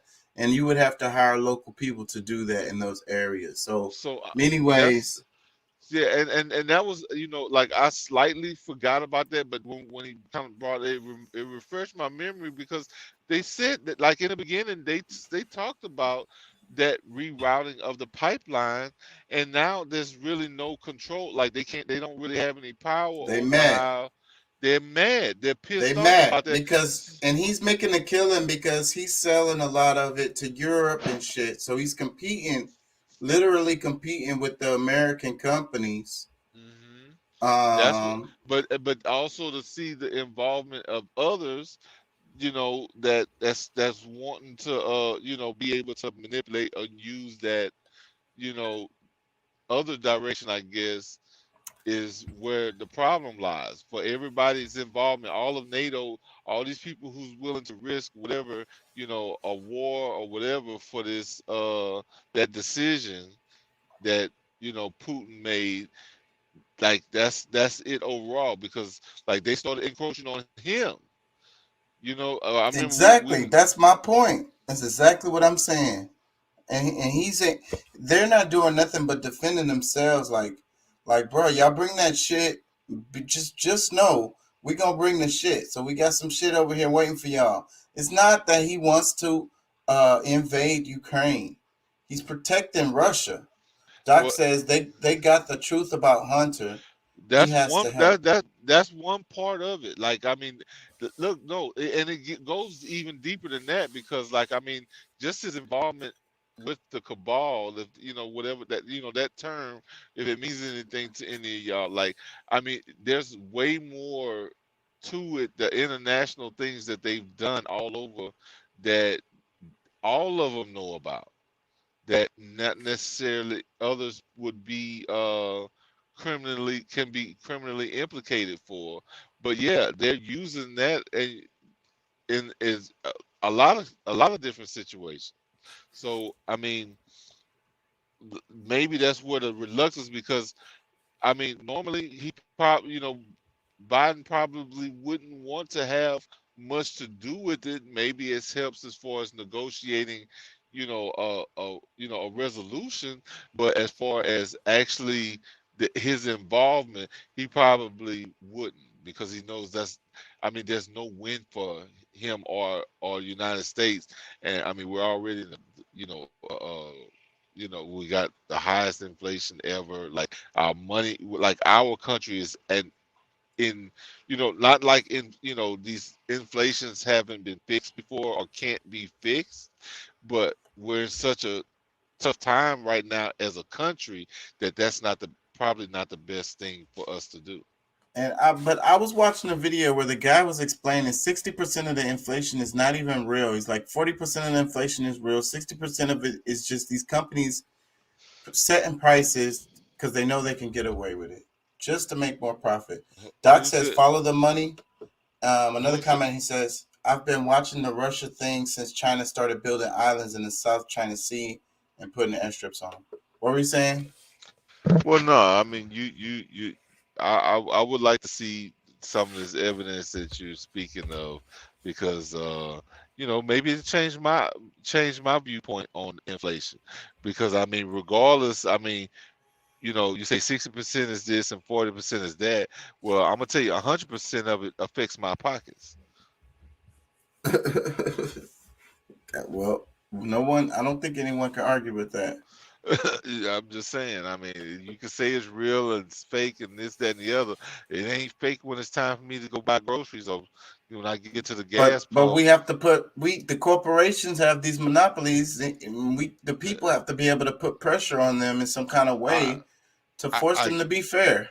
I get that, and they need to be more forceful with them than they've been.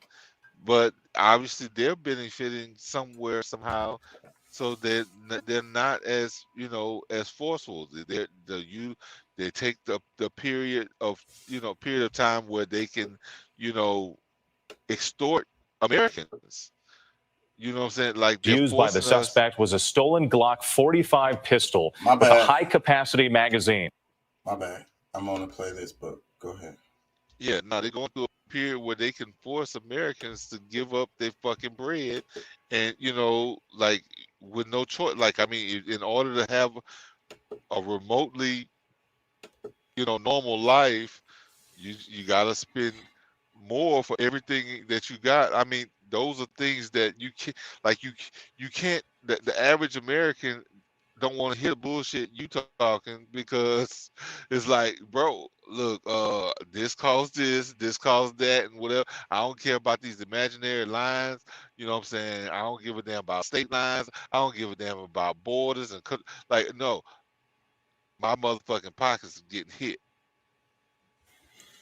I want to cover a couple of these news stories. I don't know how much longer I'm gonna be on, so I want to cover a couple of these news stories. Check this out. Here in New York, 2 young police officers, both in their 20s, shot in the line of duty while responding to a domestic dispute. One was killed, the other at this hour fighting for his life. First responders overnight saluting their murdered brother as his body left the hospital. New York's mayor calling the incident an attack on all New Yorkers. Officer Jason Rivera died after being shot twice by the suspect. Officer Wilbert Mora is in critical condition, wounded in the back of his head. The alleged gunman also shot in the neck and shoulder by a third officer who was on the scene. That officer is being credited with preventing further violence. The gun police say was used by the suspect was a stolen Glock 45 pistol with a high-capacity magazine. President Biden tweeting that he and the First Lady are saddened by the shooting and grateful for law enforcement officers and their families. Also tonight, the new numbers and alarming rise in gun violence across the country. ABC's Phil Lipoff leads us off from Harlem. New York City tonight reeling from the death of one of its finest, shot and killed in the line of duty. Police say 3 young officers responded after a mother called them from her Harlem apartment late Friday, saying she'd been, quote, having problems with her son, 47-year-old LaShawn McNeil. McNeil refusing to come out of a back room. Police say when rookie officer Jason Rivera approaches, McNeil begins to fire. Officer Rivera, just 22 years old, is killed. Standing right behind him, his partner, 27-year-old Wilbert Mora. Mora is then shot in the back of the head. A third officer, also a rookie, returned fire, hitting McNeil, who's now in the hospital. Both officers rushed to the hospital just 3 blocks away. Officer Mora tonight fighting for his life. Hours later, a silent procession for Officer Rivera. This was just not an attack on 3 brave officers. This was an attack on the city of New York. The NYPD. Shut up. Yeah, that dude there, he really shouldn't have won too. I do not like that guy. It's so crazy how because you're black, you're supposed to like the other black politicians and shit. Nah, hell Like, no. I don't give a damn about your skin tone, bro. Man, I say, bro, I ain't gonna lie. Them the ones I'm the most angry at because I mean, bro, like All hey, man, skin folk ain't kinfolk. yeah, they not, and you know, especially when you start talking stupidity like this, like, oh, this is not a just on these 3. Like, look, this is something that's gotta be like somewhat of a sensitive thing, no matter what angle you look at it. But don't start talking about, oh, this is like they're like all of a sudden this one person is just all against just the New York or the city or state of New York. Like, come on, man. Like, I done heard this fucking scenario so many times where it like, bro, y'all need to get some better game than the fucking what y'all got. Okay. Well, they keep using the same playbooks because it works. And they're making this political clearly, and the weapon. Why did they focus on the weapon, saying that it was a high capacity weapon? Because it's New York, and ain't no like that they it's illegal. Handguns and all guns period is illegal except for the police. So the police usually can have the upper hand, but this time somebody had the same or had the equal capacity. They were mad. And the other part of this, well, there's 2 parts I want to talk about: training and those guys being so young. How much training did they really have to deal with these kind of complex ass situations? Domestic calls are and they're the most dangerous too. Those are the ones where the cops most likely to get hurt, or someone's most likely to get hurt. It'd be those domestic calls. And the other part of it is, it started out with his mom calling the police. And how many of these stories start off with that? Like, did she really need to call the police? They come and escalate the situation all the damn time. It didn't sound like it was a life or death situation, but it turned into one when the cops came. Yeah. And that happens a lot because I mean they come with one thing in mind, and that's to pretty much seize and like they're trying to pretty much control the whole situation instead of learning how to de-escalate a lot of the things that really a conversation, or they're not gonna spend enough time on that type of situation that needs to be spent. And so the quickest thing is for them to rush in and try to handle certain things, and by that guy probably knowing that he knows, oh shit, the cops coming. Thanks, mom. And it's like, all right, what shit? Let me go and put my shit together. Click, click, click, click, click, click, click, click. Yep. Let's go to war. Because you already know how they coming, and they coming with guns blazing. And so, like, they shoot first and ask questions last. That's the reason why those cops got in trouble for shooting into that car.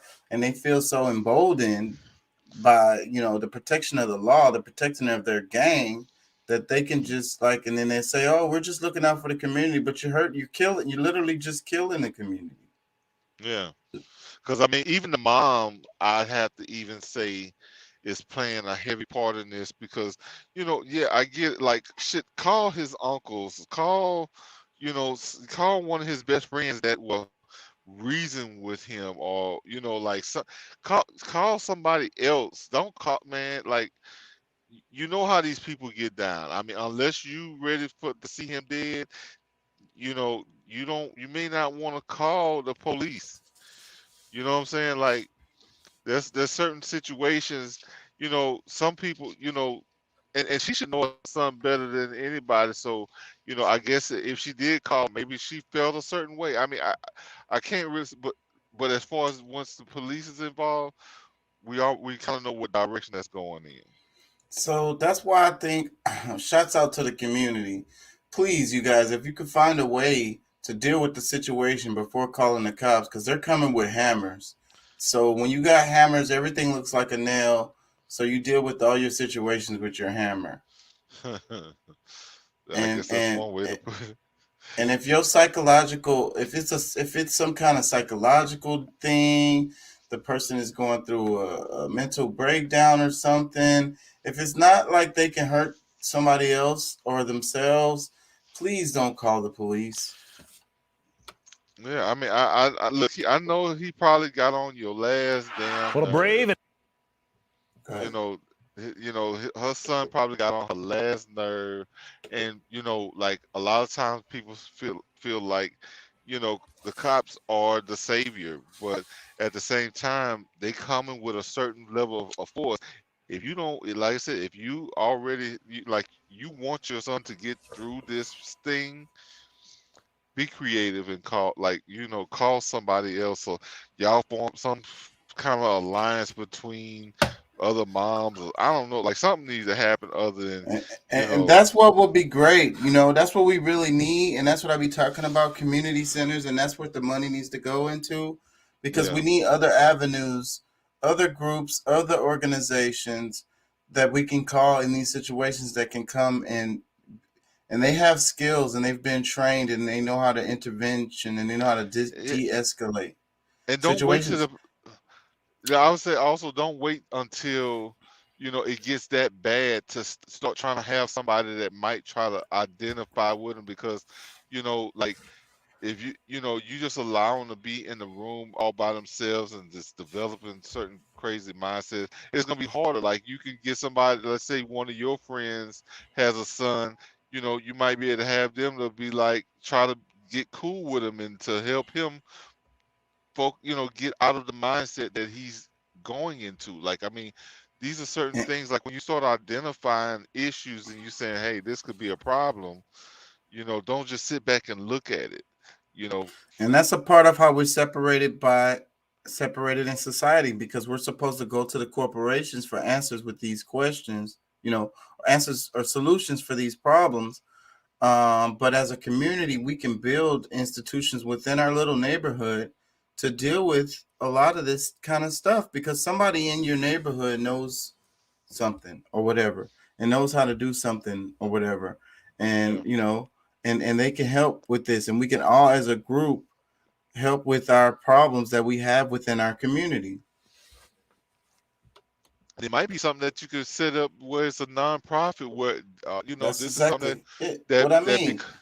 Like a homeowners association, even maybe it even, because it takes money to deal with stuff like this. But like we was talking about before about a community garden where you find one of the guys and everybody's okay with chunking a couple of dollars a month in the neighborhood to help this guy manage the community garden that'll supplement everybody's.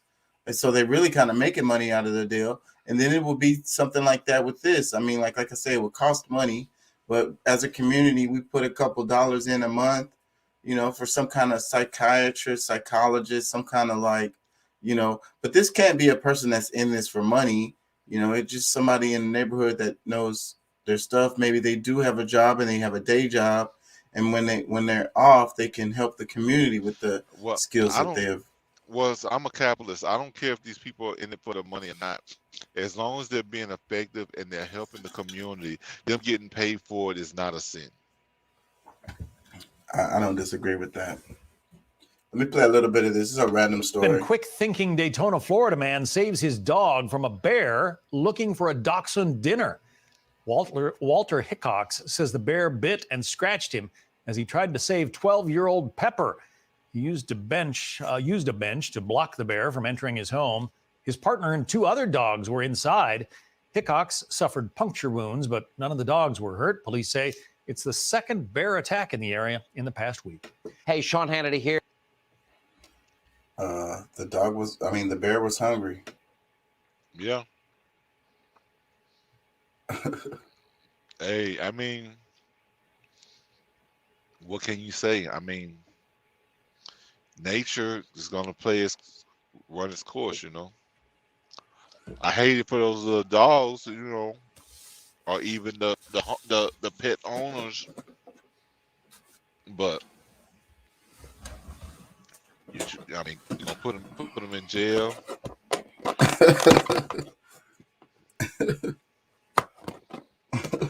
That's nature right there doing its thing. Yeah.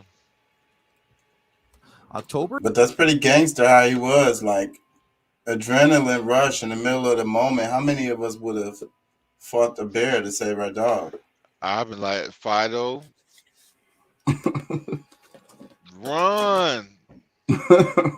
Run, Fido, run.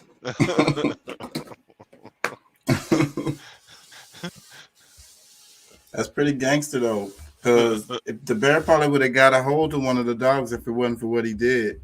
So he hats off to him for being gangster as hell. Kind of stupid, but gangster at the same time. Yeah. I mean, hey, people love their pets more than they love their own damn family members. You know, in a lot of cases, you know, shit, they will do whatever that, like, I mean, that's their best friend. I mean, I don't know. I can't. It's kind of hard to, you know, really call, because in the moment you're just reacting based on, you know, like, I mean, I don't think he was like intending, like, oh damn, I can't wait for a bear to come around this motherfucker. Trying, you know what I'm saying? Like, I mean, he reacted based on his feelings. Like, look, I'm gonna protect little Fifi. It was instinct. He probably didn't even think about it. He was just like, if he put his hands on that bear, he pushed the bear back, like, get the fuck out of here. Like, you know, I mean, because I mean, it's somewhat protection of himself, because you really don't know what direction he might try to go in. Like, oh damn, wait a minute, I'm wasting my time on this little bitty ass dog. I could eat this dude right here and be good for the month. I can go sleep for a couple of weeks after I eat him. yeah, but the dude wasn't gonna be no easy prey. And the dog, he couldn't even get to the dog. So Doc says you fight for your children and your pets or your kids. He says you fight for your children and your pets or your kids. Yeah, I'm sure a lot of people feel that way. Let me play a little bit about this train robber in California. Train robberies have long been a Hollywood staple, but in 2022, they're still happening. I see what everybody's seeing and asking myself, what the hell is going on? I mean, look like a third world country, these images. Gavin Newsom. These tracks near downtown Los Angeles covered in ransacked packages. Look at that shit. Including everything from electronics to high-end items. It's awful. I mean, people are expecting to receive things that are never coming and paid money for this stuff. Union Pacific says rail thefts in Los Angeles County have more than doubled over the past year, with a spike during the holiday season. October saw a 356% increase compared to the year before. It's estimated 40% of the nation's maritime imports come through Los Angeles ports. The billions of dollars in goods then delivered nationwide by train. If thefts increase, so does the cost of transportation, so does the cost of manufacture, which impacts the consumer. The railroad is responsible for policing the tracks. They say their agents are making arrests, but authorities aren't doing enough to prosecute. Look at that mess. The LA District Attorney saying 55% of the cases they received this year have resulted in felony or misdemeanor charges. Adding Union Pacific does little to secure or lock trains and has significantly decreased law enforcement staffing. Union Pacific denies this, saying it has increased security in recent months. California's governor calling it the work of organized groups, pledging more money and resources to tackle the issue. We're stepping things up. We're not sitting back, and we are not condoning what's happening here. Another challenge for a supply chain already under strain. Look at that fucking mess, bro. That is fucking ridiculous. And it's kind of like what we was talking about, the banana, cleaning up the banana. Like, the thing is, these companies, they don't make no money off of cleaning the area around the tracks. The train can go through just fine. You know what I mean? There's no profit for them in cleaning that shit up. And that's another thing that attracts. My dad used to say, "A trash attracts trash." You know what I'm saying? So I bet there's a lot of homeless up in there, whatever, and that in them, the homeless people are probably the ones robbing the damn trains. You know what I'm saying? And then you got to look at the economic side of this with COVID and what it has done to people, and people are struggling and hungry. And then you got these damn companies that don't give a damn. And then look, here's the other aspect that they didn't mention in the video, because they always try to say, oh, the companies are going to hurt and this drives up prices. Bullshit. They got insurance on all of that shit. And the people talking about not going to receive their packages. When does that ever fucking happen? If something happens to your package that you ordered, nigga, they still finna send you that shit. Or they going to refund you your money or whatever the hell. You get what I'm saying? Maybe you didn't get it on time. Then you're going to get your shit or you're going to get your money back. So that's all bullshit. That's just a way of them, like, the propaganda of us being so like, oh, the poor corporations, oh, poor Walmart. And then it's an excuse for the companies to raise the prices, and then they hide under the fact of inflation. Well, I mean, the thing about it is, regardless, because I mean, there's some people that won't get anything. They won't get their money back. The products are gone, and the corporations, like you're eloquently saying, they're going to benefit no matter what. Whether they get it recovered by insurance, or if they write it off in their taxes.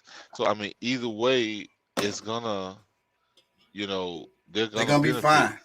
Yeah, they're gonna be fine. But I mean, yeah, I guess here, like, the biggest problem is this trash. But I know, well, I can't say firsthand because I'm not actually people who was stealing off of trains, but I knew of people from a long time ago when I was in high school. Like, man, they've been hitting up the train, so it's not like it's not a new thing. It's not something that okay, man, the last train robbery was 1875, and now we got this is a new trend. And that's another thing they did in the video. They made it look like that. Yeah. Like, like, why y'all with that bullshit? Y'all been doing, like, y'all wanna point this type of stuff out now because you want to have a reason to point the finger at these people. But what about the reasons why this is an escalated situation in the first place? Yeah, and like I say, my biggest issue is the goddamn trash. Doc says that's the packaging from the stuff that just got stripped from the trains. They haven't had a chance to clean it yet. Of course they haven't had a chance to clean it yet. That's what I'm fucking saying. That's exactly what I'm fucking saying. They don't really give a fuck.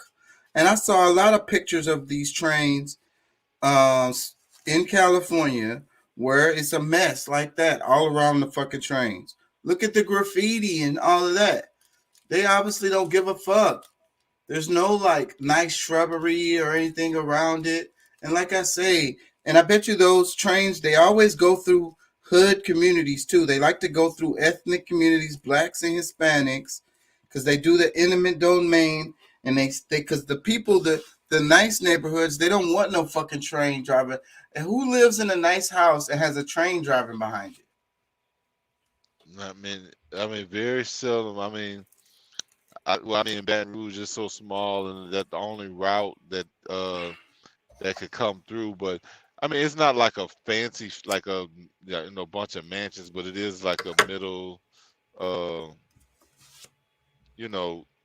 it's not impoverished, but it's middle class neighborhood that I've seen in Baton Rouge. They pass right through, but for the most part, it does go straight through impoverished neighborhoods where, shoot, these are the people that, like, they can't wait. They know the schedule of the damn trains when it's coming through. They gonna be ready. Well, that's what I'm saying. You're setting up a situation like that. You're sending these trains through the fucking hood, and then you don't give a fuck about the hood. You leaving all your trash. You blame it on them. Okay, that's fine. Whatever. This is your issue. This is your job. This is your, this is your train. It said in the video that the train, not the operator, but the train company or whoever's running that shit are the ones that's responsible for cleaning that shit the fuck up. Yeah, good luck with that, cause shoot, I don't know. Like that's a lot. It's a lot of trash. They don't give a fuck. They can have a system in place that deals with that shit. And that's what's wrong with our systems overall. We don't care about that shit. If it don't make profit, it don't make sense. So we don't have no kind of systems. We have very few systems.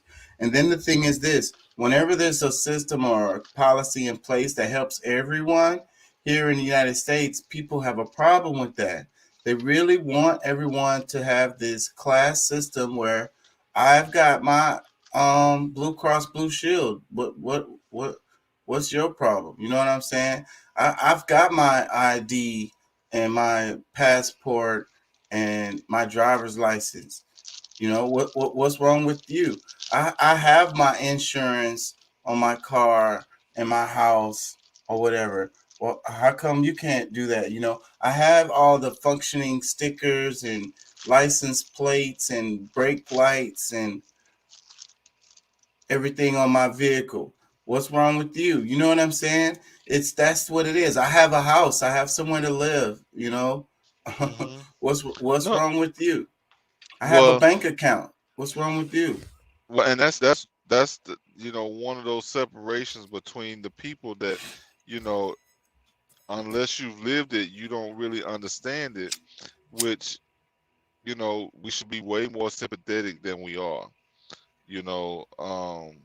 I mean, I've even found myself just like, damn, it ain't that hard. All you got to do is this and that, whatever. But then, I mean, as you get older, you realize there's certain things that, are purposely done to keep some, certain You people. might have a felony, or you might just have a warrant and you haven't dealt with it, or you might have some kind of, old tickets on your car, and you don't have the money. Or there's resources that they don't tell you about that you could have used 10 years ago, or that could have changed your life a long time ago that they just don't expose because, these are some selfish SOBs, people who really just, because I mean, my thing is like, you a hater if you don't, like if you have an opportunity, something that you saw that worked for yourself, or you can see that it can work for others, even if you didn't use it, and you run across it, and you see somebody in issue, in a situation that could use it, and you don't tell them about it, you a hater. That's just how I feel about it. Like, I mean, trying to act like you can, you can't obtain the world's wealth. You know what I'm saying? I don't give a damn how rich you are. You can't have it all. So I mean, why not share it? Like, I don't. But our system is, it always, for them to feel privileged, they have to have people that go without privileges. It's like first class, flying first class, flying coach. But you're innately a hater, because my thing is, look, I have an opportunity where I can add a great deal of money to my income, and I could sit back and be like, see what I got, see what I did. But no, I'm like, so like, I hear about it. They can make more than maybe, they might invest more than I can. They can make way more than what I will make. And I'll be like, oh damn, I told you about that. You ought to, like, no, bro. You got to get out of people's way sometimes. Like, in order for there to be more balance in the world, and for people to have certain things that they wouldn't normally, sometimes you just got to give them enough information for them to act on it. And that's, and I at least try to do that when I find something that's very valuable, especially something I'm excited about and I'm doing myself. Me too. I tell my people about it so that they can jump on and do the same shit. And I'd be like, get your damn paperwork in order, man. The problem is a lot of niggas don't have their paperwork in order. So this is what the thing with the Voting Act and so forth and so on. The number of polling locations, the times where you can go. And a lot of people don't understand it. And, you know, the media puts it forth like, oh, why come you can't just have an ID? I mean, okay, but bruh, I keep getting pulled over in my car and I got all these damn tickets. I live check to check. I can't pay these damn tickets. My license has expired. You know what I mean? And I tell people, get your shit together. But at the same time, we have to have compassion for these people who are going through these things like that. You know, and that shouldn't put them out from being able to vote, to have their voice heard. And make that's another reason why they just say fuck the system and fuck it, like it don't even matter, you know? Yeah. I mean, the ID thing is one of the things that I kind of feel like, you know, they use as some bullshit. Now, the polling, like if there's interruptions in the regular polling times and this, that, and the other, that's something that, you know, okay, maybe I can, you know, give more credit to that. Okay, we need to work on that. But as far as IDs, like, I don't think that's like the you know, black people's major problem. Like they're trying to make it seem like they're trying to hold up black people from voting, but we've always been able to vote. We find, you know, those who want to vote always find a way to do that. Well, the IDs is just one of the things they like to focus on because that's the easy excuse. Like, why come you can't get an ID? But it be so much more. There's so much more that's going on other than that to keep people from voting. And it's not just black people, it's everybody. But they make it into a racial issue. Well, I know, because I mean, like, my thing is, all right, having polling places in, you know, all the main areas should be like standard. Like that shouldn't even be an issue. Now, as far as people being able to vote based on identification, I think can be important because, you know, there's a lot of uncertainty of what's actually happening with these votes. Like, well, you have to have a voter registration card on file or whatever the hell. And they have the technology. They already know who the hell you are. They don't really need no damn ID. If you're registered to vote, they got you in the fucking system, and your social security card or whatever should be enough for you to vote. I mean, not social security card, your voter registration. You know what I'm talking about? Voter ID, whatever the fuck. You know what I'm trying to say. Yeah, the thing that says you can vote. Yeah, not that. Now, for me, I feel like there's certain things, especially when it comes to older people, is that, you know, if they got an old ID that's expired, but it proves that this is who I am or who these people are, shut the fuck up, let the people vote and let them get on back home. Yeah, but that's not true. If your ID, it's called an invalid ID because it's expired. I know that, and that's one of the crazy things. Now, driving, you know, a driver's license, I can see it expiring because you want to make sure every so often that this person is capable of still driving.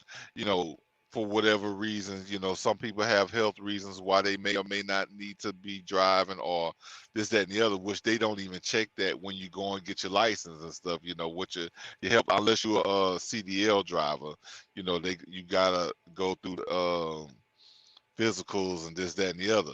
So, I mean, to me, like, yeah, some of it is bullshit. And with the government, it's always black or white. They put a bunch of red tape and it's always black or white, on or off. No gray area. That's why they be so rude with you at the damn DMV and all the damn, you go to court and shit. I know, but see, the thing about it is, what I think a lot of people miss is not that really black people have a big issue with not getting, you know, being able to go vote. It's a lot of times they try to use us because we are one of those people that can move the mark on this thing passing or not passing. Yep, that's what they're doing. It's black people are a political tool. You know, it kind of goes back to before slavery. It's like they exploit black people, you know, as a resource. Yeah, but I mean, but why? How can they do it? What made them feel that this was something that was doable, that they can plan to do that every season, every cycle?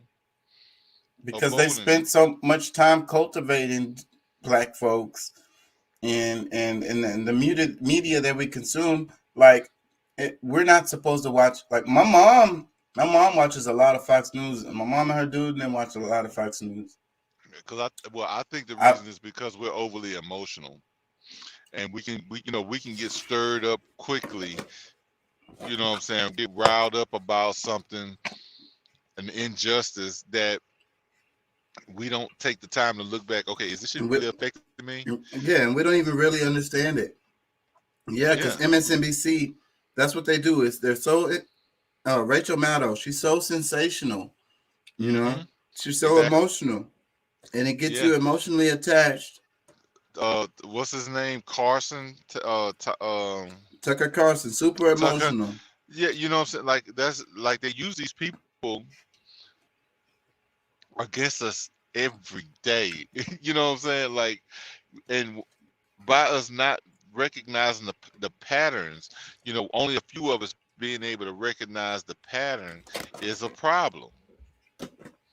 Like, you know, we're not paying enough attention to, you know, these things. Because I mean, I'm not telling people they shouldn't watch the news, because I mean that would mean you'll be uninformed, period. But at least be able to see these patterns that they use all the time, so that you can decipher between if you want to allow yourself to get caught up in that shit or not. And it's so crazy, the black and white thing, because like I go to an ATM, I have another bank that I use. It's just for savings. And I hardly use this bank. And I have a card for it in my wallet, and it's expired. And I just haven't taken the time because I hardly use this bank. It's only for like emergencies. But I can't go to an ATM with this card, but I can go in the bank and withdraw money just fine. So that's the reason why I haven't even taken the time to get the card updated. Because if I just go inside the bank and stand in the line, my card is accepted because the number is still the same, and they use my ID. They know it's me, and I get the money. But if or deposit money, whatever it is I'm doing. But if I go to the ATM, it's going to kick it out and say your card is invalid. It's expired. Let me read a couple doc comment. He says, I know a burger joint that would sell dollar beers when a train was passing. I tried to be there between 5:13 and 5:18 every Tuesday and Thursday. That's funny. I take expired identification all the time when I serve drinks. It's real. It was issued by the right people, and it is yours. Good enough for me. Exactly, bro. Like, I mean, some shit you shouldn't even be, you know, wasting your time with. Yeah, it's so dumb. Oh, but if you go to any official places, if your ID is expired, it's invalid. Doc says an 80-year-old white man who didn't want his kids bused to a racial jungle told America, you don't vote for me, you ain't black, and they bought it. That's a good segue because there's one more thing I wanted to cover here.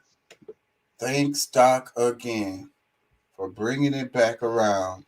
Because Mitch McConnell, and I was talking, the name in the show today is The Left and the Right Wing is the Same Bird. And they was on Mitch McConnell so heavy with his comments, and Joe Biden be saying the same kind of shit. Boot on the neck of the least of us. Hold on. Mitch McConnell, and you know, so Mitch McConnell is if you like this content, subscribe and become is right-wing Republican, and you know, and then you got Joe Biden, who's a left-wing Democrat. But their comments line up. So anyways, let me play a bit of this for y'all, because this is probably gonna be the last thing I play, and then we'll talk a little while and wrap it. It's 2:36. Become a member of this channel. The difference the way people act when it's their guy versus how they act when it's the other people's guy. And then you can sit back and eat your popcorn and see how much hypocrisy there really is. Ladies and gentlemen, let's start with the clip that came out just a couple days ago. It's Mitch McConnell responding to the down vote by the Republicans and 2 Democrats on the voting rights legislation. Of color who are concerned that without the John L. Lewis Voting Rights Act, they're not going to be able to vote in the midterm. Well, the concern is misplaced because if you look at the statistics, African American voters are voting in just as high a percentage as Americans. I'm going to run that back one more time because it's so quick, Johnson. One more time. Of color who are concerned that without the John L. Lewis Voting Rights Act, they're not going to be able to vote in the midterm. Well, the concern is misplaced because if you look at the statistics, African American voters are voting in just as high a percentage as Americans. Mitch McConnell misspoke because I'm sorry. I just that's crazy. Did I do that? My bad, yo. My bad, Johnson. My bad.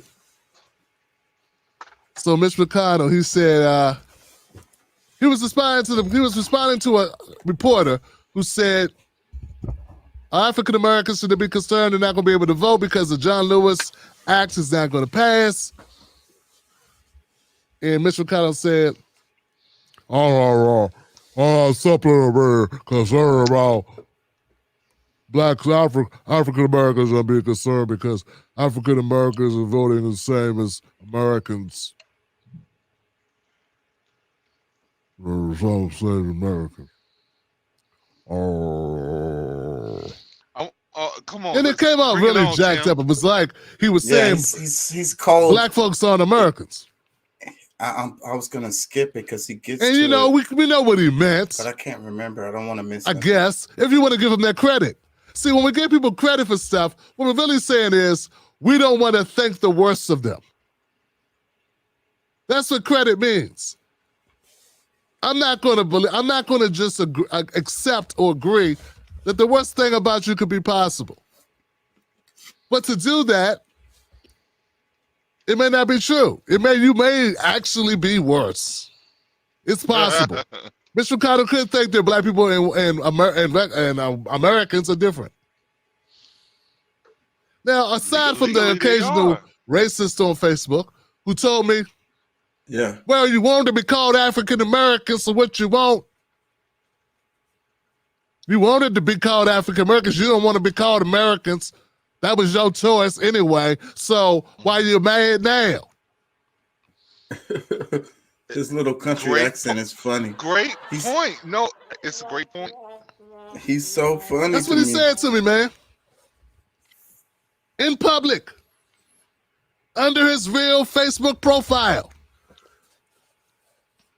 Where everyone he knows can see. So we need, sidebar, we need critical race theory for just such idiots. Now, this is where Tim Black had to check his ass.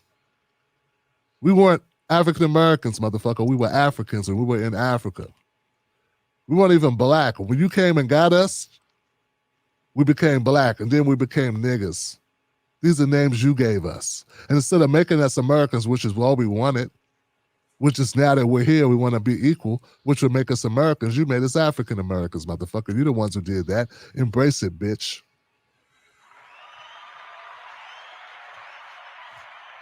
Back to my point. Look, so Mitch McConnell said something that was foul. The people on Twitter, the miserable liberals went crazy. They lost their damn minds, man. They started raking Mitch McConnell over the coals.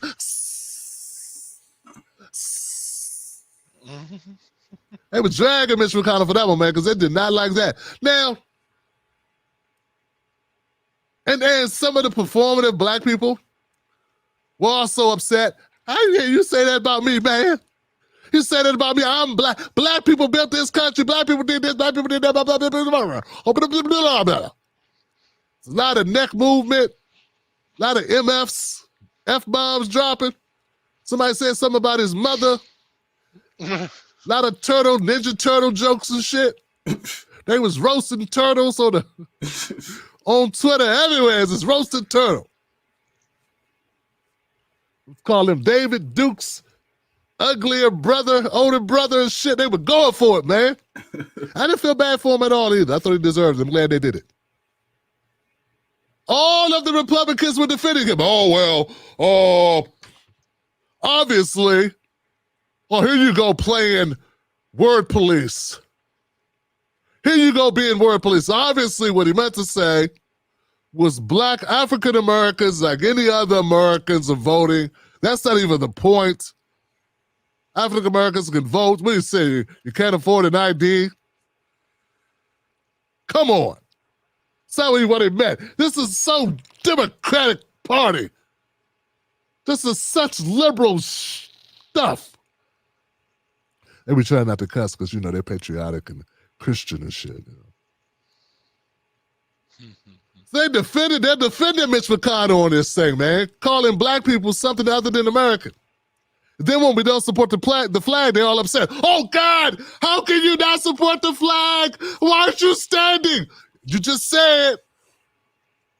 You just said it. You just said it.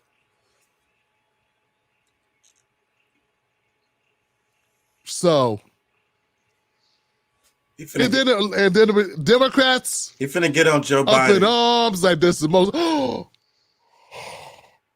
I thought some of them was going to turn into salt. Just, did you hear what Mitch McConnell said? He said African Americans aren't Americans. I say get his ass off there. Get him out of politics. Kill him. Kill him. Go to his house. Go to his house and get him. Throw stuff at his house. Heckle him in the streets. Maxine Waters came out talking shit. I said go to his house and be in his face. Get this damn it, not that one, the new one. Get this face. 3 months after he got elected. Schools. Challenge these students. We should challenge students in these schools to have advanced placement programs in these schools. We have this notion that somehow if you're poor, you cannot do it. Poor kids are just as bright and just as talented as white kids.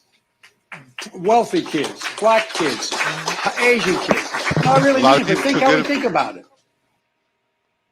All right, just in case you missed that, because that was kind of short. He did a little bit more cleanup on aisle 16 than Mitch McConnell, but it was still a very short clip. Here we go one more time. Schools. Challenge these students. We should challenge students in these schools to have advanced placement programs in these schools. We have this notion that somehow if you're poor, you cannot do it. Poor kids are just as bright and just as talented as white kids. Wealthy kids, black kids. He stepped all the way in it too, Johnson. He stepped all the way in it. Oh, he stepped in the middle of it. He said, we need to inspire these kids, motivate these kids. These poor kids are every bit as smart as white kids. Yeah, we can work with these dumb poor kids. Dumb poor kids eating paint chips. These poor kids. Oh, look at this big head poor one right here. He's just as smart as not you. Where's the guy with the poor white kids? With the his hair? He's already losing his hairline. Where's the little one with the? Yeah, exactly. There we go. There we go. Poor kids almost. Hold on, not you, man. Not you, fat. The other one. Poor kids are almost as smart, every bit as smart as that particular white kid right there.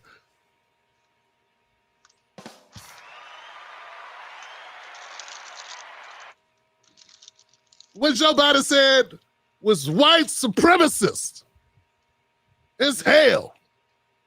Because that means in his mind, he thinks poor, dumb,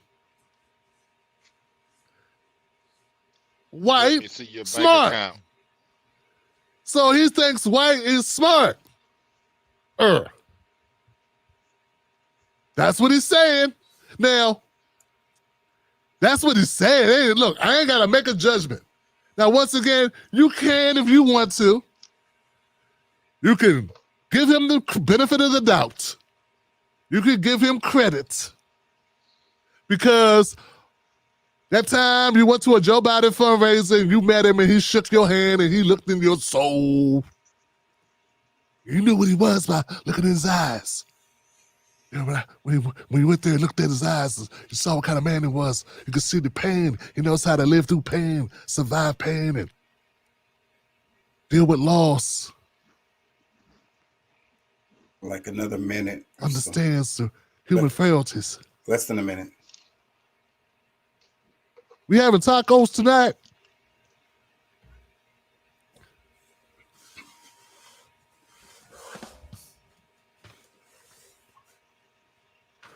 They having macaroni and cheese in here tonight, Joe. It's almost about to end. Because that's what we came here for. We didn't know you were going to be talking. Now I need to know if you're going to have chili dogs too, because you talk kind of long there, Joe. So now if you want to give him credit and you want to say, oh, we know, because that's what the Democrats are doing.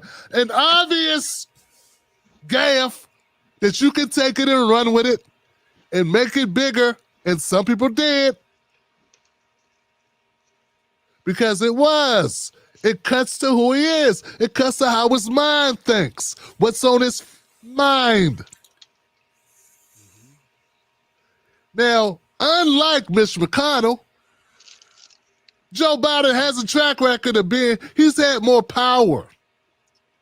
I don't know much about Mitch McConnell's track record on legislation, but I know for a fact that Joe Biden is the same guy, the same man, who in the 1990s and the 80s was peddling mass incarceration for all the blacks, calling black people thugs. They need to go to jail. We need to build more jails.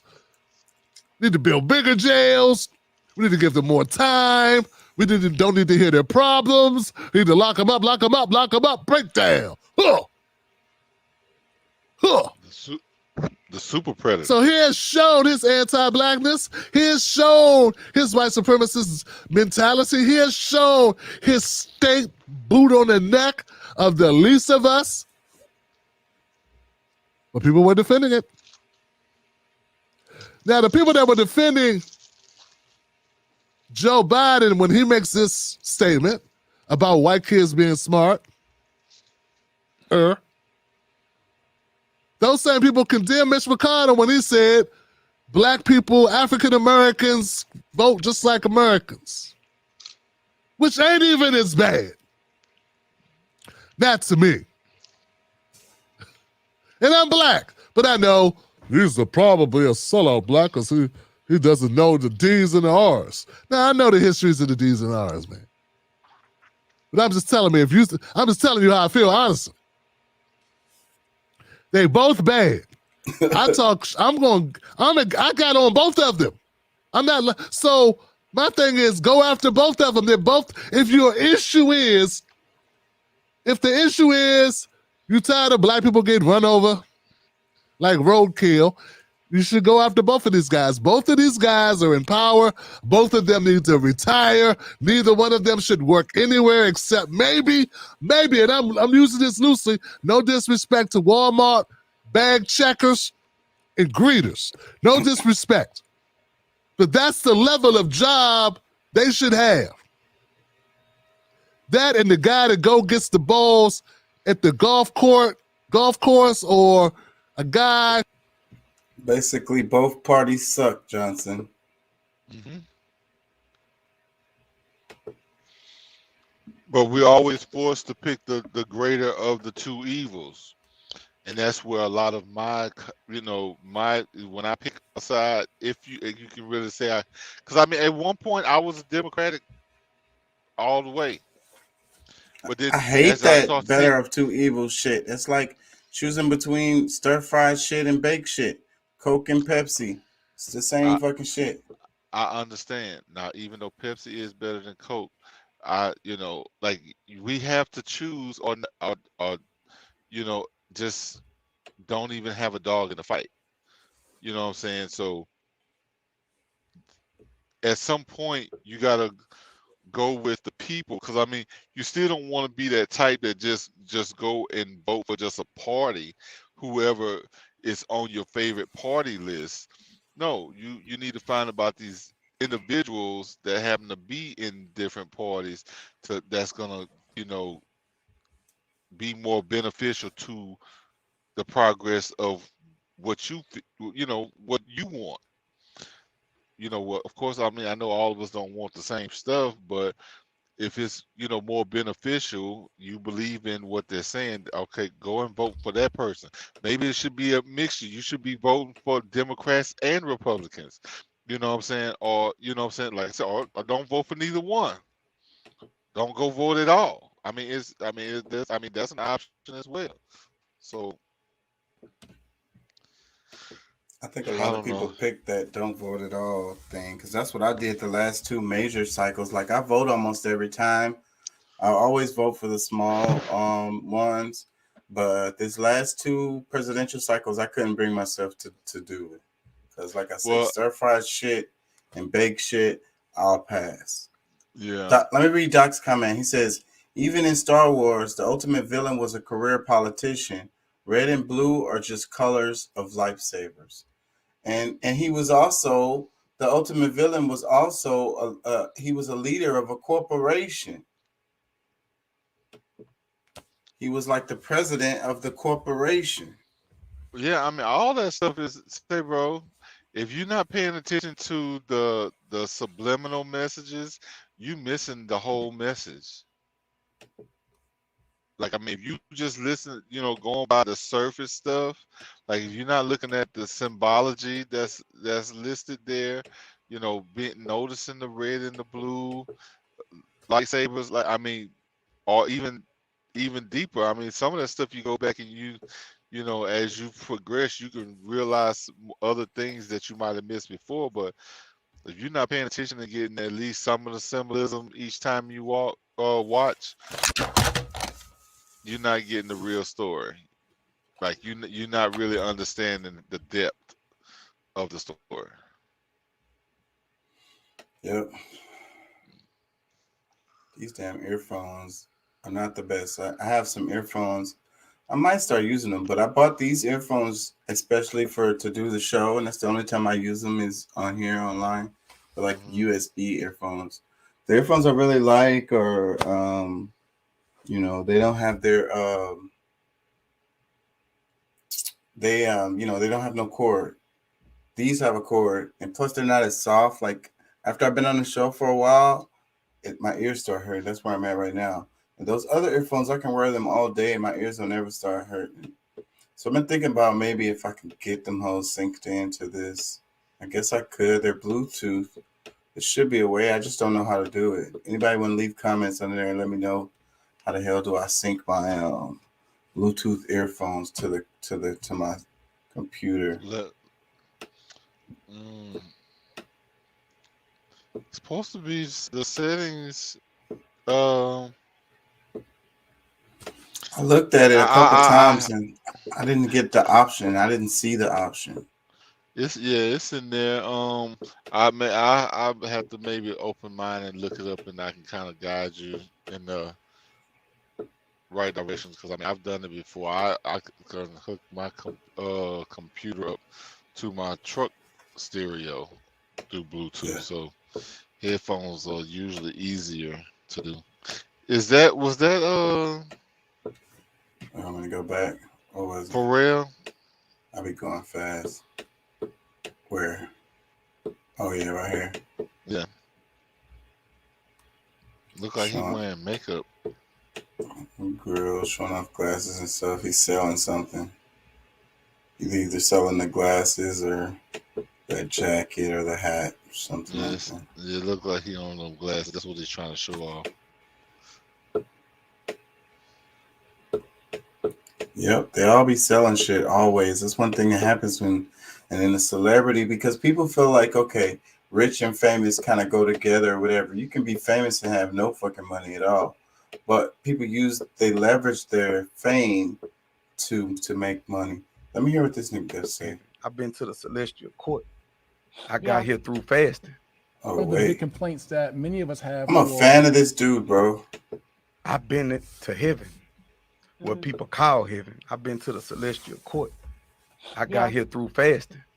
I'm talking about not eating nothing for like 42 days. I ain't eating nothing, just liquids, just water. Like people want to know, like, well, how did you fast? And hey, you not gonna do it 3 days. You're not gonna.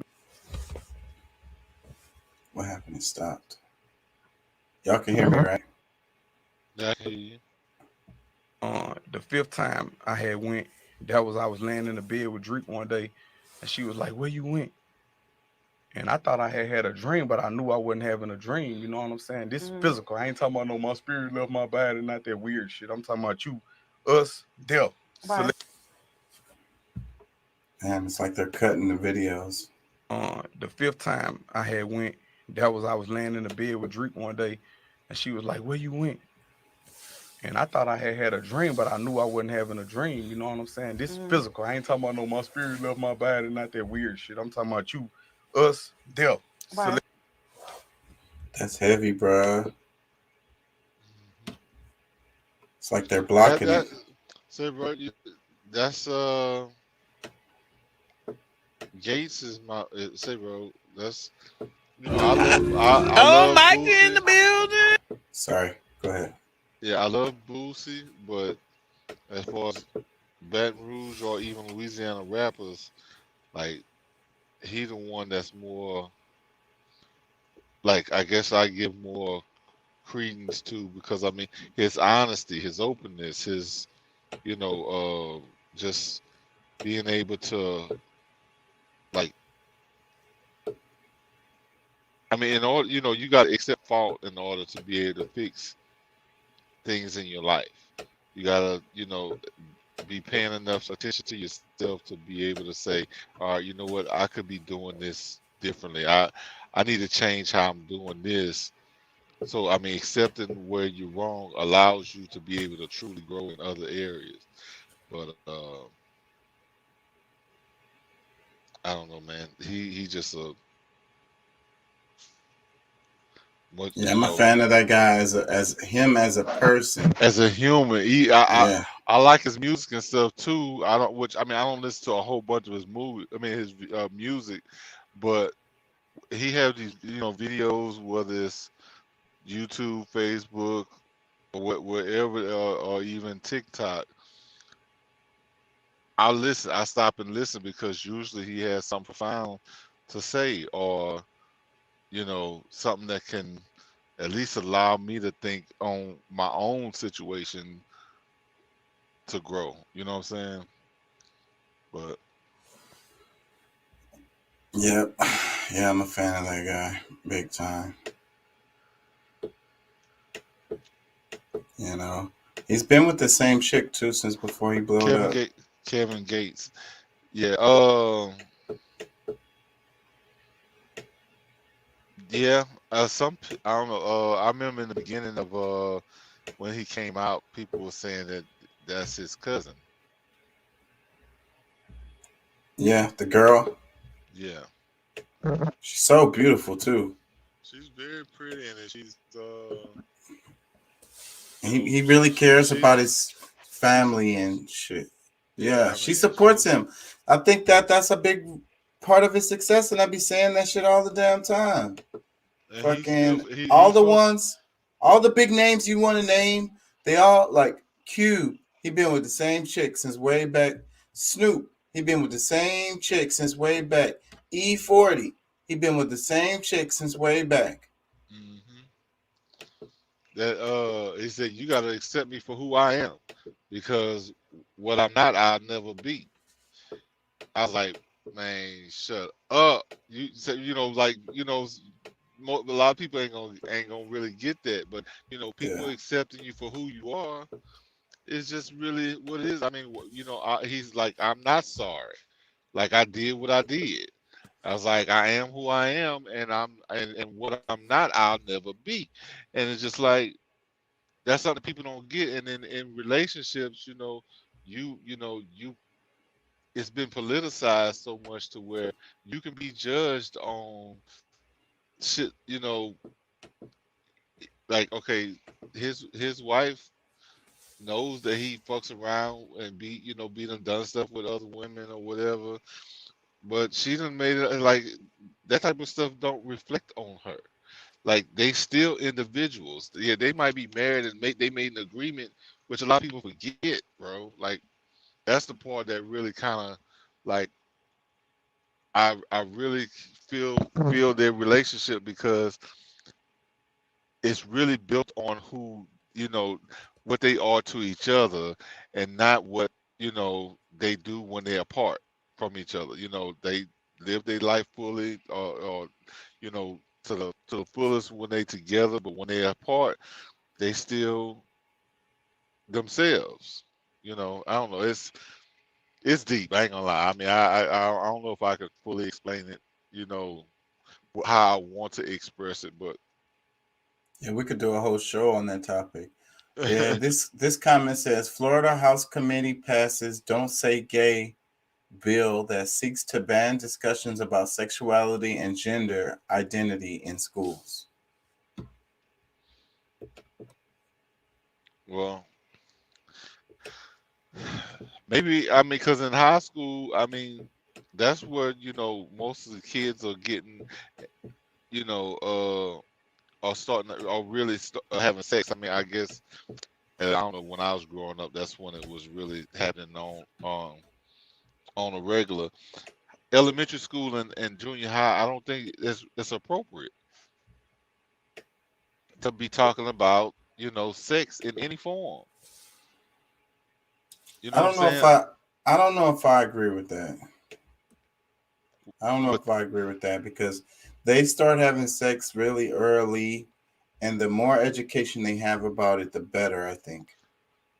Yeah, but I You mean, want it to learn about from you, or from from a good source, than to learn about it from their friends.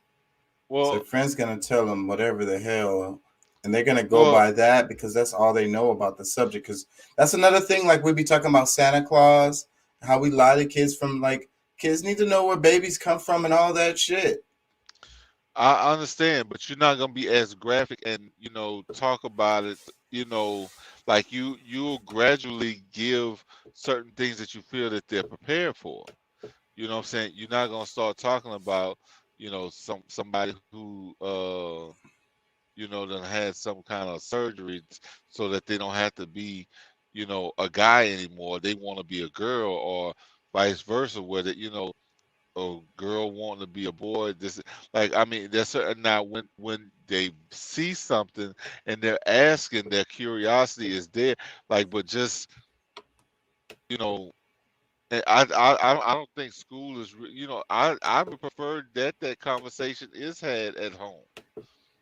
So in school, which is still what I'm saying, like the conversation might be more open in high school, but elementary, junior high, nobody should be trying to tell your kids anything about sex. Well, I disagree again, like I said, because sex is how you procreate. Yeah, and It's they not, shouldn't it's be. not They shouldn't. nasty. No, I didn't say it's nasty, but as far, because I mean, they're not coaching these kids into how to have a kid, and they shouldn't be, because they're too young to have a kid. But they need to know about what happens, how kids are coming to this world. No, We tell them a stork came and dropped the kid off at the corner Yeah, or something. bro, come on now. Like, I mean, like, there's gonna be mythological stories all the time. I mean, people still talking about Jesus, and from scientifically, he never existed. I That's mean, exactly my point. When you tell a little kid about Santa Claus, you tell a little kid about Jesus, you tell a little kid that the snorkel brings the baby. but no, who does that? Like, they might see that in a movie, and he's like, "No, son, that doesn't happen like that." You came. So you have your elementary school kid asks you, well, okay, I saw this thing about the snorkel and the baby's coming in snorkels. Is that true, Dad? The snorkel. The you know what I'm trying to say. The whatever myth about how babies came, and then they come to you and they ask you. The The stork. Yeah. No. Yeah. No. I mean, when they would, when they ask, because I mean, sometimes like that shit just go right over their head. But then I guess when they think about it, it's like, so did that bird deliver me to you and mama? It was like, Right. no, son, it didn't. You have that conversation with, because like a lot of times you're confusing these kids because you're bringing up a conversation that they're like, what? And Yeah. you're better. You sound yeah, like Doc though. Doc was saying the kids not able to understand this stuff, and I'm saying they can. Well, no, I mean, especially if this is something that you're gonna force down their throat and make them learn that, if you lay down with another girl doing this or that or whatever, you gonna create a baby. I think this is like that conversation is based on their readiness or preparedness. And they could be mentally capable and understanding of this in elementary. And a lot of kids start having sex in elementary. You had sex in elementary? I mean, I don't want to reveal too much, but I would say yes. Not like full type of intercourse. You was hunching. Sex. And But I mean, it's still. that's not even real sex. That's like, okay, yeah, you've explored some girls, body a day, like this was something, like if you came, that's pretty much sex. If somebody came, that's pretty much sex. Somebody gives you a hand job, that's not intercourse. That was sex. Somebody gave you head, that's not intercourse, that's sex. Somebody gave you a lap dance and you came, that's not intercourse, but that's sex. But every kid is not going to, because I mean, a lot of kids that's in least like more impoverished areas end up having sex quicker than those who. I would agree with that. So yeah, it happens, and those discussions still should happen at home. Not in school where they don't know what level of understanding of it that your kid is at. Like they're just gonna be broad and just start talking about it like, oh, they definitely, because this kid done had 8 partners and one that's never like even had the thought. They're starting them off like they're the same and they understand it at the same level. That's why I think like most of that stuff should be taught at home, because the questions that they ask, you can tell what they're prepared, what kind of answer they're prepared for. Some of them will be satisfied with hearing, no, because you and your mom, me and your mom loved each other. We joined ourselves together, and you came about 9 months later. Oh, that's cool. And they happy and run off. There's some like, wait a minute, what? Join together? What you mean join together? Like they're gonna have, some of them gonna have other questions that's gonna like, wait a minute, now they don't make sense to me, and they're gonna ask more questions. So like, you don't want to give a kid something that they're not ready for, because it only confuses things. I feel you on that. But it's like each kid is different. Exactly. Each kid develops at different rates. Yes. How do you determine which ones are ready and which ones are not? And you just going by the age and saying they're in middle school or they're in high school. That doesn't have to do with their development. Each kid develops different rates. You're missing my point, because I'm saying by high school, they're all probably caught up on, they've all reached a certain level by the time they've gotten to high school to be able to be taught by outsiders or to get information from others outside of home. I'm saying by the time they in high school, they well within their sexual patterns and their knowledge of sex. But I think you're wrong.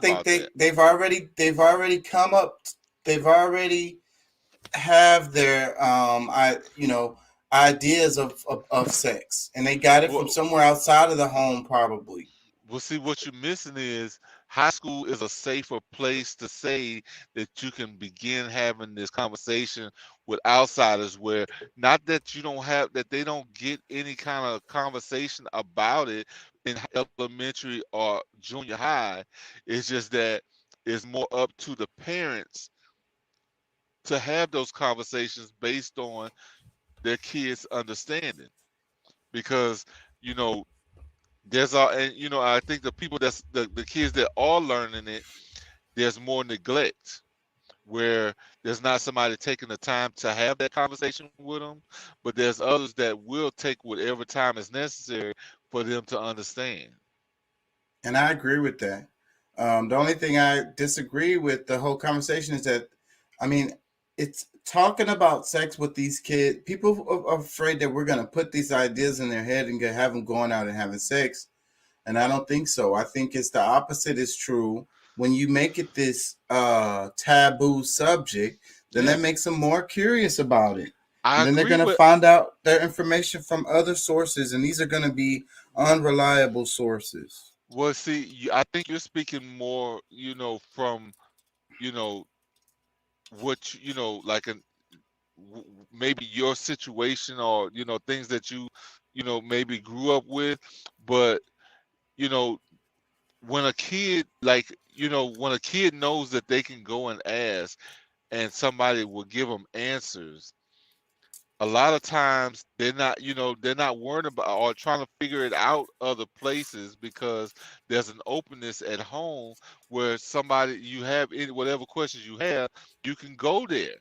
Now, for those who don't have that, a lot of times they end up exploring it quicker because they don't understand it and they don't have somebody who has guided them in a way to make them comfortable, you know. Let me ask you this. Did your first sexual experience happen after you entered high school? And when I say sexual experience, that could have been watching porn. That could have been, you know, anything related to sex. Did any of you have any kind of sexual experience before you went to high school? Yes. And did those experience, how much did those experiences shape your view of sex, you know, as you grew older? And had your parents talk to you about it? Or did they talk to you about it in school? Where did you hear about contraception, you know, STDs, you know, making babies and protecting yourself? Now I learned, because I mean, I was, you know, somewhat of a naive kid, where a lot of that stuff, no, I didn't really understand. And I, you know, like I said, I was learning about it throughout my childhood through different ways, through, you know, if it wasn't directly, you know, with my mom, or you know, definitely with my dad, he wasn't around.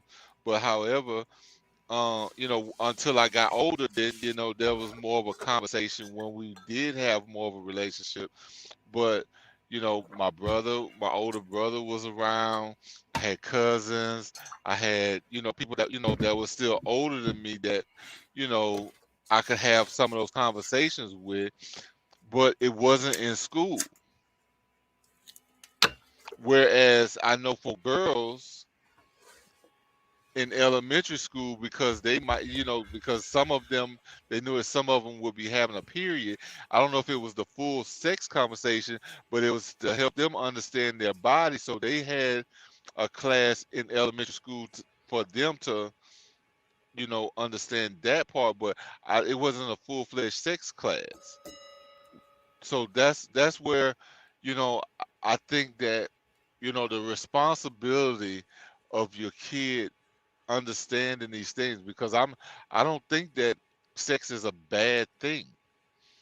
You know, I think some of the, you know, some of the things that they, you know, that I guess that are more like, I mean, I think And that's my point. We run from the subject and we make it taboo, and that's what makes it. But more, no, you know, you don't see that. But that's the thing. Like, it's not running from a situation when you're ready to answer certain questions that your kids have. That's not running from the situation.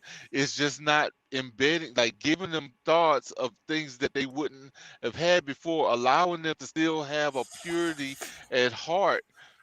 Is nothing wrong with that. Well, I'm saying mostly the kids are going to learn about sex from other places, not their parents. And it's because their parents avoiding it and saying that they're not ready for it. They end up learning about sex from church or something like that. And you know, whatever they learn about sex from church is going to be warped and twisted, probably. That's where you lead to this. It was a South Park episode had me laughing so hard because they were talking about abstinence in the church. And so the dudes was like, they would have sex with the girl in their ear, and it was ear sex. They kept talking about that, and it was like that was like acceptable or whatever. That's like what they were doing and shit. It was so fucking twisted. Because they don't know nothing about sex at all. So then they're doing this thing with the ear. Let me read Doc's comment. He said, Slick Will said it himself. I did not have sex with that woman, but cigars were involved and some lipstick on the dipstick. Slick Willie. And then he says, it's a parental matter, not a matter of the state to control. I think that's what you're arguing. Yeah, I mean, because that's like there's a lot of perversions that begin at an early age because of certain things being injected into kids' minds. But it's happening. They see porn. They see TikTok. They see YouTube. They see these music videos. No, I'm more protective of my kid than maybe you are. They see Cardi B. How you gonna protect your kid from Cardi B? From fucking Megan Thee Stallion? Because come on, man. Well, I mean, because if they're showing those type of Lil Nas videos at X. school, my son, bro, I have to say, bro, Patrick is not seeing all that shit. Those videos, when you allow your kid to have the same access that you do, that's you know what I'm saying. I mean, I don't even think it matters. That's what I'm trying to say. Jay Lethal did a video. Well, it does because everybody's mind is not prepared to handle us. Like young minds are really not prepared to handle these things. And if more parents were responsible with how they give information, or like being more tactful about how their kids are receiving information, then we wouldn't have to argue this. Remember the video? You was on the video. We pulled up a video. Jay Lethal did a video where it was on YouTube, and he typed in baby videos, and one of the videos that popped up on the thread was Lil Nas X. Okay.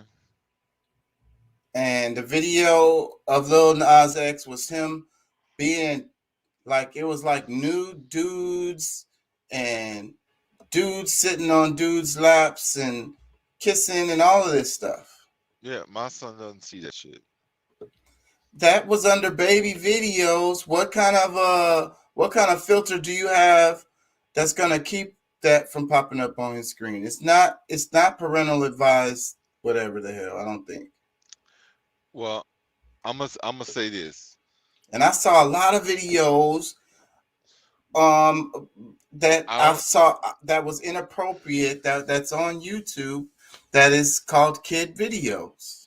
Well, he don't well, I mean he's on kids YouTube.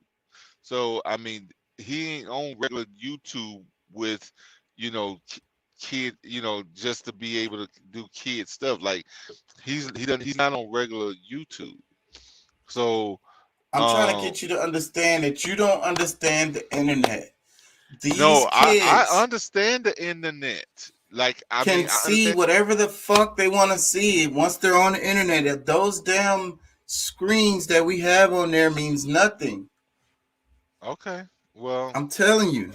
All right, well, I don't know. Look, I mean, maybe you don't understand the internet as much as you think you can, or as you should, because you can block my phone. Like I can turn on and off things right through my phone, And I know that how effective it is because it's like my such and such not working. I was like, yeah, I know. I heard like your mama told me what you're doing. You cut off.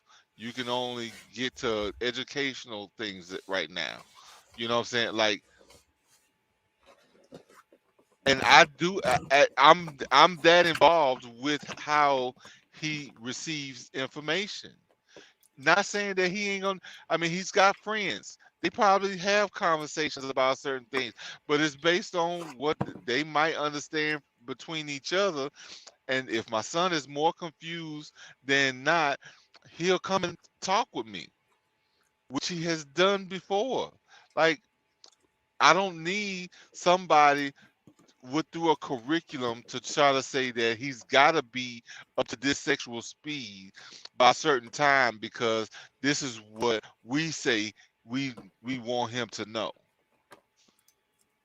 You know what I'm saying? I think in high school they're a lot more mature and have learned enough through elementary and junior high that at that time maybe they they can be able to have some of these conversations or find out certain things Yeah, when but they're you in didn't high. finish answering the question earlier.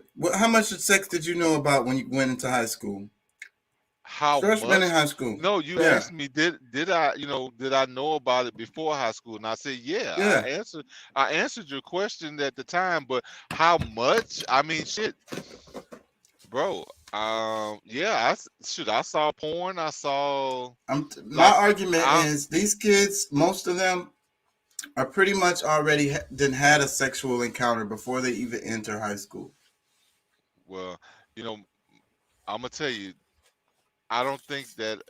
Well, no. I mean, I've like with my clothes on, humping on girls and shit like that. That's a But sexual encounter. I know, but that's what I'm saying. Like little things are gonna happen, but when they don't, they don't realize in order for the real thing to go down, that they gotta be, shit. That's the problem. If they don't know, then that's They, how they can do it and fuck dude, around and get pregnant, and make a baby. Didn't even know how making a baby works, and they didn't already made a baby. They need to know what makes a baby. They need to know say, that before high I school. say, bro, I hear what you're saying, and that's like those are conversations that belong at home. If you consider yourself a parent and you don't want that control of how your child is learning certain things, look, go on and give them up to the state and let them raise them anyway, because that's what you're doing. You're allowing them to raise your kids so you don't have to do it. I get you. And I'm not condoning all of that. I'm arguing the point. I'm kind of being devil's advocate, but because I mean, I talk, I already know what you're doing. I mean, hey, this is a great but I conversation. do, But but I do talk to my kids early me about too. sex. Me Yeah, too. Like I get with my son. I'm like, oh damn, like we watch this. I say, oh damn, she's kind of fine, and just to kind of spark up to see how he reacts. You know what I'm saying? Like, what is he gonna be like if he turn around like, "Oh, you ain't lying"? Then I know that me and him gonna have more of a conversation. But when he's looking at me like, "Dad, come on now, don't do that," you know what I'm saying? He see women and this that. Like I know he has attraction for them, but at the same time, his ability or his readiness to have that conversation, he's not ready because if he's me saying what I said, like I'm a psychological type person. Like I can judge a lot of things based on how you respond to things I say. hmm I can draw things from you that you don't know I'm drawing from you. hmm So that's why I'm saying like I would prefer to have that, be able to have that conversation like that. Me and my son have a bond. You know what I'm saying? We have a closeness where, we talk about, certain things already that he only wants to go so far with. You know what I'm saying? So you know, maybe that's, you know, look, I practice how I practice, and others will practice how they do. But like I said, you never know who, you know, who's gonna be teaching that class and how far they will go. You know what I'm saying? Like that's the thing. Like I know what my son understanding of like that could, like it could screw up a kid for a a long time.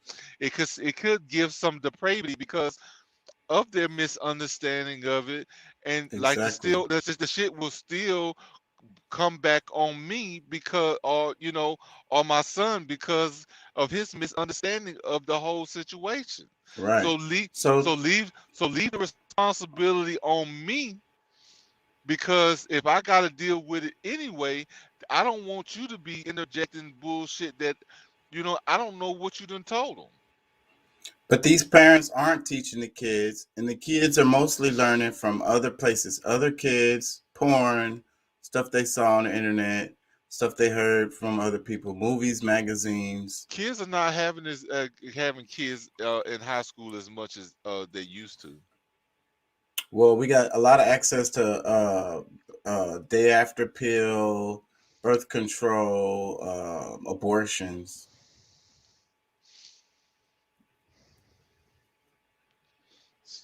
Well, I mean, obviously their knowledge of it is they got some. Is that something that they learning at home, or are they learning at school? They probably learning that in the streets too. But you know, the streets probably tell them, "Girl, you know what I'm saying? You let that nigga come in here, you're gonna be walking around here looking like me." Okay. I mean, because those conversations end up happening. I mean, shit. When my brother was 17, he had a kid. You know, I was during the time I was 11. Like shit, I'm learning different things about sex because of things that's happening in my family, my nucleus, and like outside, like you know. Exactly. So I mean, you know, these things are going to be learned, but you talking about a structured idea, like a certain like trying to, and then is not, you know, like things that they're not teaching you natural stuff, just only natural stuff. You know what I'm saying? But my argument is still like, you know, the community needs to raise the child. Us as a parent, we can only do so much. They're gonna have interactions, and as a community, we should work together. And one of these things we need to focus on teaching the community is about sex. But why does it? Why are you hell bent on them doing it in school? It don't have to be in school. It could be Thank you. So we did all this talk was for nothing. it don't have to be in school. It could be a community program. I'm saying it shouldn't be. I'm saying it shouldn't be in school. Be responsible for your kid. If auntie or uncle or somebody realize the mama and whatever ain't doing, look, pick up the slack where you need to. You know what I'm saying? Well, there should be a fail safe. There should be a fail safe, and what I mean is a fail safe in the school district, in the school. That I do. I feel like there should be a fail safe. Maybe it's beyond the point of the age that everyone agrees that they should learn stuff. But I remember in middle school seeing stuff about STDs, especially syphilis. I remember the pictures of the syphilis did something to me. And I think that's a good idea to show these damn kids, because they showed these pictures of people who had syphilis, and it had, you know, gone through the third stage and was all fucked up, and how it fucking eats away at your fucking face and shit. Hey, my son doesn't really. He doesn't drink soda.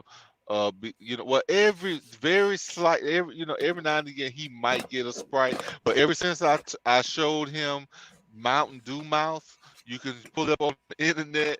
Mountain Dew Mouth, like all those chemicals and stuff that's in Mountain Dew that people don't realize, all the sugar and this, that, and the other, what kind of creation, like what it's doing to people's mouths. Not only does it keep him from really drinking sodas, it makes him brush his teeth regularly. You know what I'm saying? So it's like certain things that, yeah, you can teach them, but, you know, do I want him to be just fearful of, you know, every little thing? No, I want you to be informed. And condoms and stuff. So what about that? Because they taught us about condoms. It was a lot of stuff I didn't really have a thorough condom conversation with my family.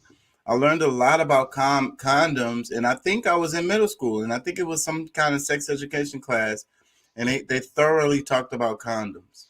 So how old do you think they should be to talk about condoms? Is it okay to talk about condoms in the schoolhouse in middle school?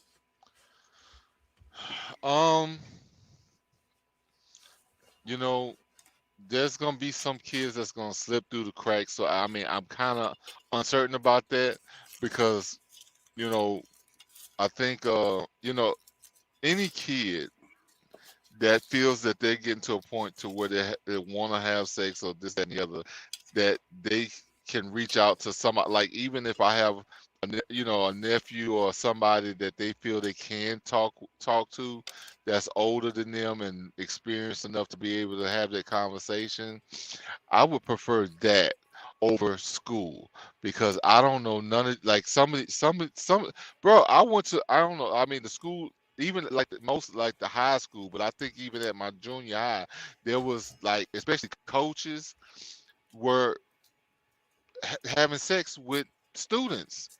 Mm-hmm. So and look, a lot of teenage pregnancies happen in middle school. These girls, their period starts at 9, and you're not teaching them about condoms until they're 13, 14. They already could have made a baby.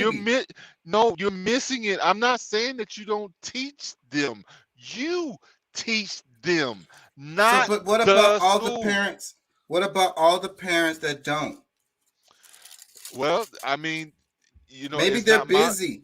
It's not. Maybe they're busy. Maybe they have a busy life.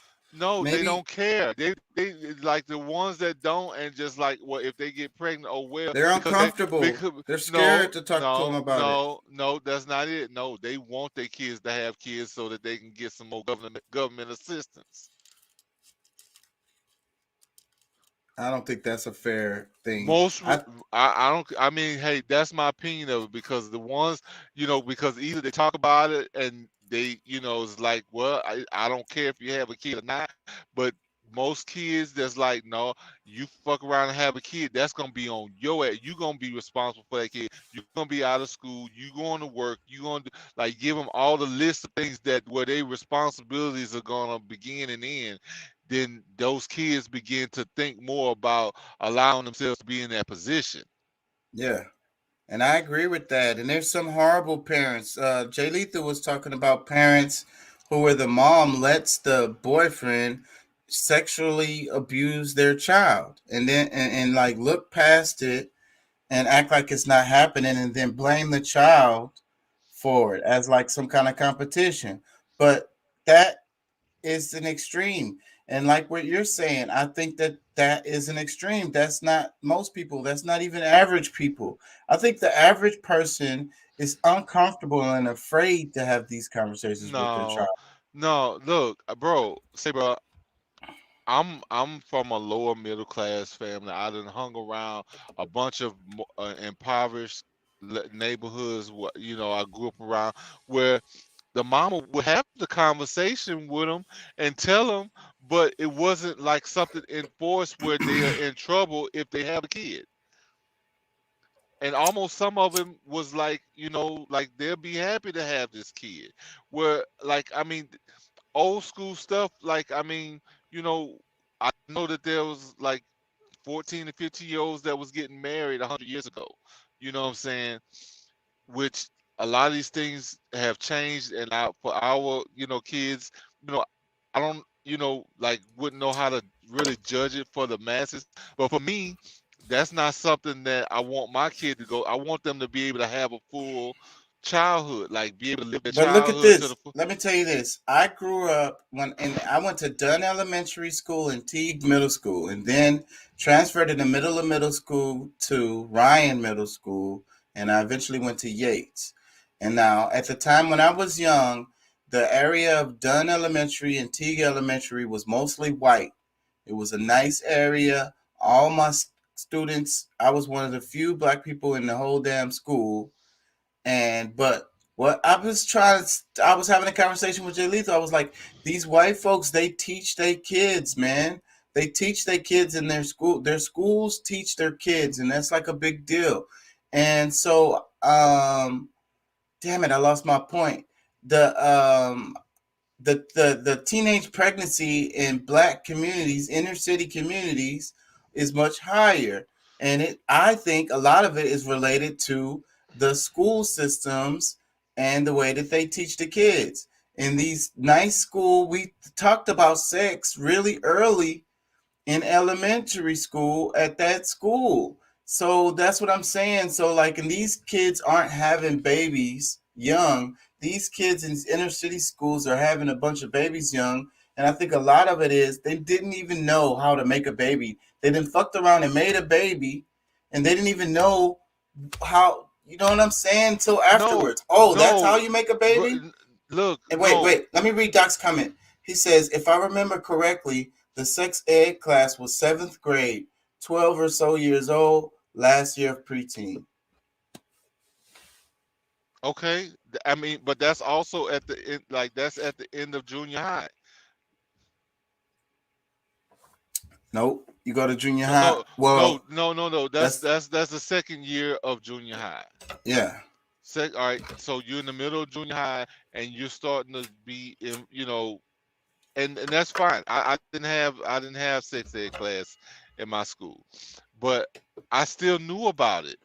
Like, I understood it because there was, because like, did I go ask my mom? I lost you. We lost him.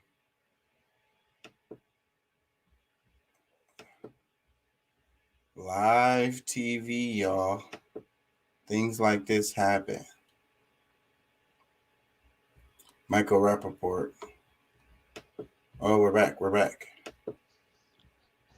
right. I don't know what, every now and then it just spits me out. I don't know if it's because of my conversation or whatever, but I mean, either way, like, I understood, I knew a bunch of the stuff, but I still, based on the things that I knew through my family and this, that, and the other, I like, maybe I was somewhat fearful of being, of getting, someone pregnant or this, that, and the other, because like, you if you don't understand the consequences, you'll do some shit that you'll regret later. So I mean, I think the schools could do it. I mean, I'm not saying that they can't, or that for some people maybe it's a good idea, but I think a lot of the kids that don't get pregnant on a high rate is those who have probably threatened their kids. Yeah, you bring a kid here you want to, you know what I'm saying? Like, you talking about you want to have sex and all, you better know how to protect yourself and this, that, and blah, blah, blah. I mean, like my kid is having sex at an early age. Honestly, like, okay, I mean, look, you be ready to take responsibility for your actions, but here's some ways to protect yourself, blah, blah, blah, blah, blah, whatever it is that he need to know, condoms or whatever, and know that you ain't just trying to protect yourself from a baby. You're trying to protect yourself from diseases and this, that, and the other. You don't know what these little girls be doing, because they'll jump, like, all they got to do is decide it, and it's going down. What if it was a topic? What if there's a topic that you missed, like a specific STD, like herpes, syphilis, and how it can be transmitted chlamydia, through kissing? And that's all of that, bro. I mean, I understand a lot of that stuff, and I can teach them just as well, if not better, than a lot of these teachers. Yeah, and then let me ask you this: what about the ones that you don't know about? The ones that you don't know all the specific details of? That's Bro, STDs. there's internet. Because based on my what I see, like what he understands and don't understand, I know how far to go with it. If he's really like, I can see that this is going further than what I was expecting in the beginning. I will go way more in depth. I'll pull up shit. I'll print shit out. And all right, look here. See this? Blah blah blah blah blah blah blah. I don't mind doing the work. That's the thing. I'm a parent, a real one. Like, I'll go there. And like I said, I mean, to make sure that he is properly being told what he needs to hear, I will. And like, even if it has to get down and dirty, shit, I like, all right, you stick your dick in something and you just like, I will go there. I don't know. Like I said, I'm not looking for anybody. Like the only reason why my son really is in a school is because I'm on the road, like I am. You know what I'm saying? Yep, and I wouldn't be able to do shit either. I'm a single parent for Anaya because her mom passed away, and I'd love to do the homeschooling thing, but that's like a whole job. It's not easy, and it takes a whole bunch of time. So no, I'm not saying I it's wouldn't not. be able to do the other things that I do in my life. Like I go to school and I work weekends, and I have to pay bills. So I don't have the money to do that. I mean, I'm not in a position to do that. Like I need the school. So, and I'm sure there's a lot of other people like me out there. Yeah, but I mean, I'm not so dependent on, because I mean, it's a supplemental thing for me, because overall, what he learns in bulk comes from me, and his mom, what he has developed through our DNA, and plus the mindset that we've given him ever since he was a baby. So sending him to school is still supplemental for me. I'm still want to make sure that what the way and what they're teaching him, because like there's things that he was confused about the way. I mean, especially that new math shit. I mean, yeah, he could do it and this, that, and the other, but for me to know that he really understood math, I took him back to the basics. I That taught him shit how. had me so misunderstood, bro. I was trying to help my daughter with her homework in math, and she was showing me how they showed her how to do it, and I was like, oh my God, I'm fucking confused. I know, and see, but that's the thing. A lot of that stuff is to confuse them. So like me and the trust for these schools, even because the teachers are frustrated with it. It's like it don't make sense to the teachers. So I mean, it's a political thing on how they're doing all these. I mean, what was wrong with the old math? Why are you changing this shit up so that there's a separation between the parents and the kids? The parents was taught this way, and then the kids, now that y'all gonna teach them this way. So now there's a conflict between parent and child because they're not on the same page on how this thing goes. So everything I learned.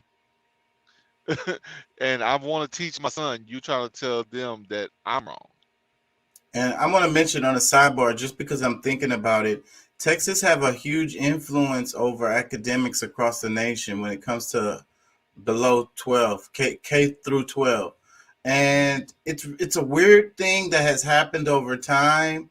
Part of it has to do with textbooks. Part of it has to do with the reason because Texas is so big and they buy so many. We have so many school districts, and Texas buys so many textbooks. So Texas has like an influence over which textbooks ends up being used across the nation, simply because of the volume of textbooks that Texas decides to buy. So the thing is, what's crazy about that is also related to the law. When these laws come down, that's why it's important when we talk about like this stuff that's happening in Virginia, and I think Texas is trying to pass a similar law related to how you can teach history. This is even without the other states adopting this, it'll take those same books off of their shelves because these related to the distribution. It won't be available, and it's become Right. more of a federal thing than just state by state. And I get that. I mean, well, you know, Alabama just banned CRT from being taught. Yeah, so it's really important, like I say, Texas impact on the nation. So it's important. The politics of Texas related to education has huge impacts across the nation related to textbooks. They have a weird ass thing that's going on where they have a real power. And the thing is, this has been an issue over years because I say, like, the politics is what drives Texas what in education. So then they get to decide on what textbooks are used. And these textbooks are specific when they're editing out certain things related to history and so forth and so on.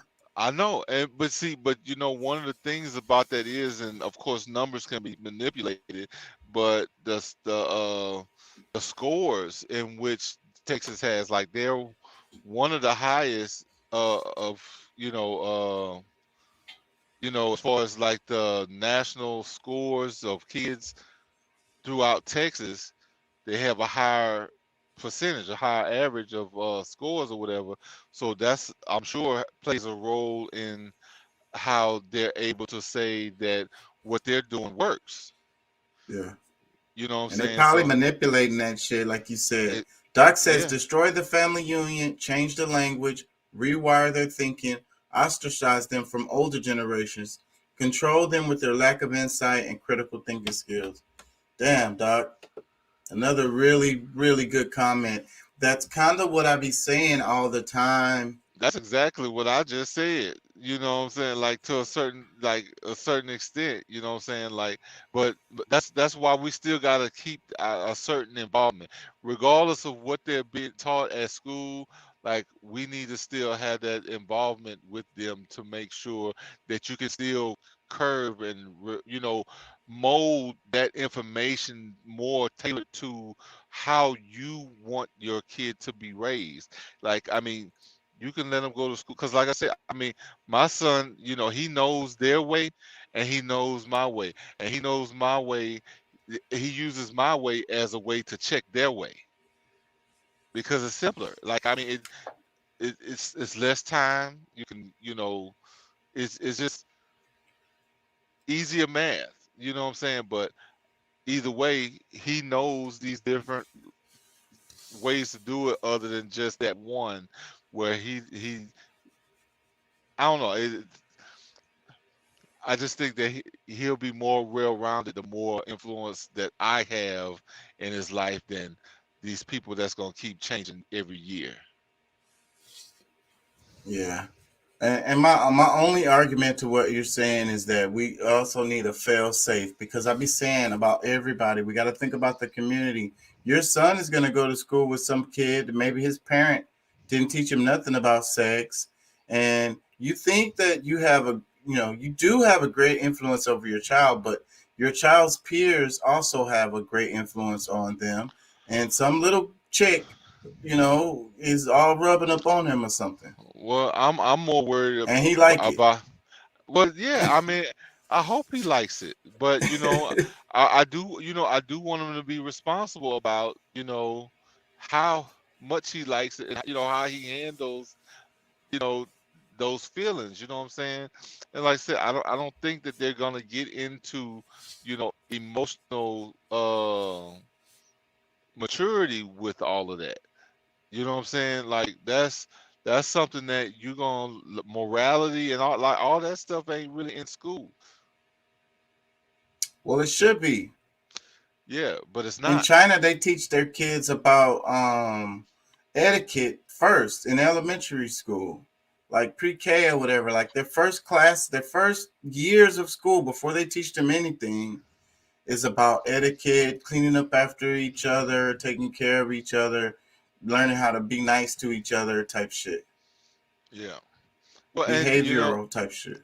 Yeah, I mean that which should be taught at that age anyway, but I don't think it's like for some people maybe it's because of the way their government is set up, the government has taken control over everything.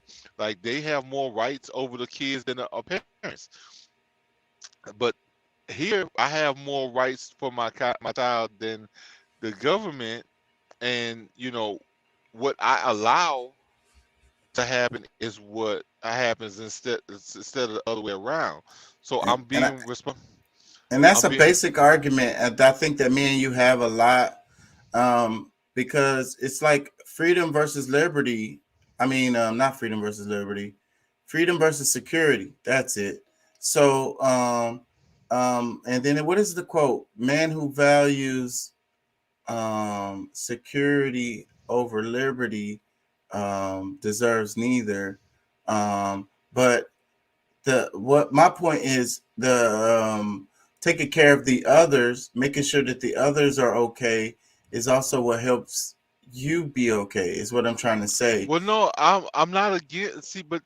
See, a lot of times So that's a it has to mistake. be a balance. So wait. Let me clear my thought up. Because you were saying the Chinese, they have total control, and then over here in America we have a lot more freedoms. But these freedoms also put us in peril related to, like I say, the other little girl who parents hasn't taught her nothing, and she the Yeah, one gonna get pregnant too. well, and you see, my thing is okay. th- I And your can't kid stop. gonna be the I dad. can't. My kid gonna be what? Your kid gonna be the dad. That little girl's gonna be the one that get pregnant, No, and your kid's the dad. And they're like no. in middle school. Yeah, no, that's not gonna happen. Not with my kid. Now, I mean, it might be somebody else's. It's not gonna be mine because that's what I'm saying. Like my involvement, whether they do it in school or not, my involvement is there. You know what I'm saying? Like like my son, like I mean, I'm not gonna be, foolish enough to think that he tells me every little single thing that happens. But at the same time, I know that I, you know, makes enough attempts to be able to draw things out of him that we end up having conversations that aren't always comfortable, or like I mean, or he comes to me with some stuff where it's like, he don't want to be a fool, or look like a fool going to certain things, and he know I will put him up on game. You know what I'm saying? So I mean, I'm not gonna change any of that. I mean, whatever the school systems decide on or whatever, you know, I, a lot of times, no, I don't have the ability to change any of that. They want to do it at in pre-K.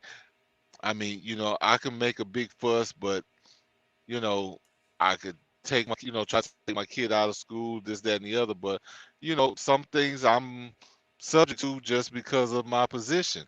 But And because of that's that, why a lot of people are running for school board attendance and all that. And that's what's yeah, sweeping but across the nation. but see, Pushback against the CRT. but that's the thing.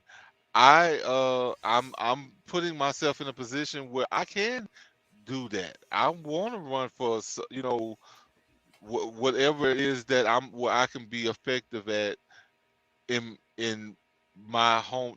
Whether because local. So you're gonna be one of them in there talking about y'all can't teach my kids CRT. I'm the administrator. I don't want black teachers at my school Me? teaching my kids CRT. I'm just joking.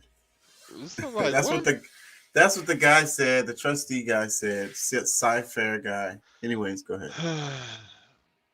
Well, their kids are, see, the thing about that type of mindset is that their kids are gonna get out there after they're done with high school and all this and that, and they're gonna be the ones that's undereducated and that don't really understand the world the way that they need to, and gonna get left behind because they're not allowing their kids to evolve.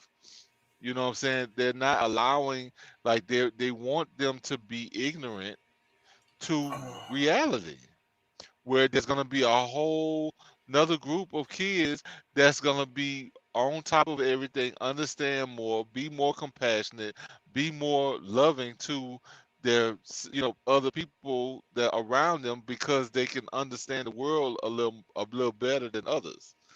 You know what I'm saying? I Yep, mean, those other kids gonna advance, and that's what I be saying. Everybody loses in Babylon. Everybody suffers, even the ones that got privilege. They still suffering yeah, because as a result of this because system. yeah, And because you then still got to deal with the ignorant people, the ones that don't want, are not progressive. They still want to live in 1800s, 1700s. and they make their kids oblivious, but then when their kids go out here in the world, then they realize that, hey, there's a Yeah, bunch of shit going on out here. yeah, they want to be, those kids are gonna be the one that's gonna, call, my son nigga, or you fucking spick, or these different, trying, being judgmental on other people because of their skin tone, and they gonna get their ass whooped because you know what I'm saying? Like these kids today, like this whole racism thing has been coming out a whole lot more. Like it's Yep. more understood, because I mean they've been having, it's like what's reparations? Why do these people need, like, these questions are coming up, and by you not giving them honest answers, like eventually, like they're probably gonna be pissed off at you, because, or they're gonna be distant from you as they get older, just because it's like, I don't, what I'm saying, my mom and my dad are certain ways, like they don't really, you know like these type of people, blah blah blah, but I can't really fit into that.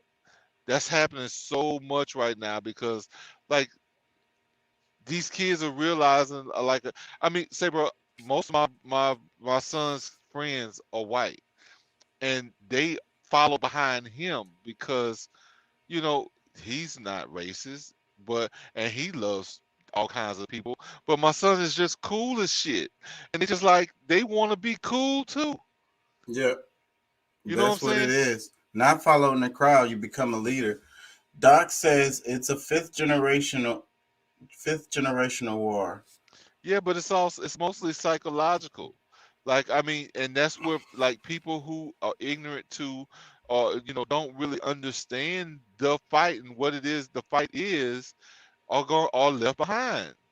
So I mean, like, you should want your kids to understand, because I mean, like I said, I mean, me and Chaka have talked about it on the channel a few times. I mean, it's not the best way for them to CRT could have a better name. Yeah, it's bad brand. Yeah, Branding. And I think they did it on purpose. That's what they fucking do all the time. Yeah. Man, It could. I ain't gonna lie, I'm getting tired. I wanted to ask you, you all energetic and shit, but you must be off tomorrow or something.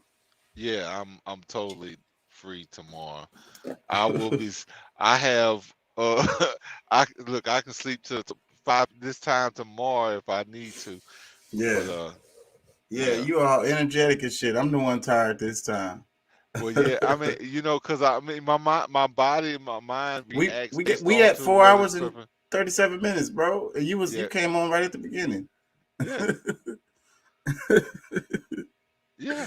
Usually you come in a little bit later and I be on a little while longer, but this time you've been on the whole time. Well, because other day, like, I'm trying to get some rest to make up for the time that I'm on, and being able to get up in the morning. What the hell is going on with this gumbo? Oh, Don't look that good to me. I mean, look like they got some ham in there. Some kind of weird looking sausage. The sausage be fucking up. Yeah, it looks like ham is in there. The sausage be fucking up the gumbo sometimes. You get a cheap ass fucking sausage, and then the flavor of that sausage gets all through the gumbo. Old sausage where it's all greasy, like extra greasy and shit. Like, no. But no, I mean, I don't mind. Like, I like the chicken and sausage, but I like that. It better be beef. Yeah, it needs to be beef. And I'm the same way, and because I like sometimes just chicken and sausage is a good gumbo. Yeah, with me, it is. Yeah, no, it's a good gumbo. I mean, I like the seafood gumbos or whatever too, But like I said,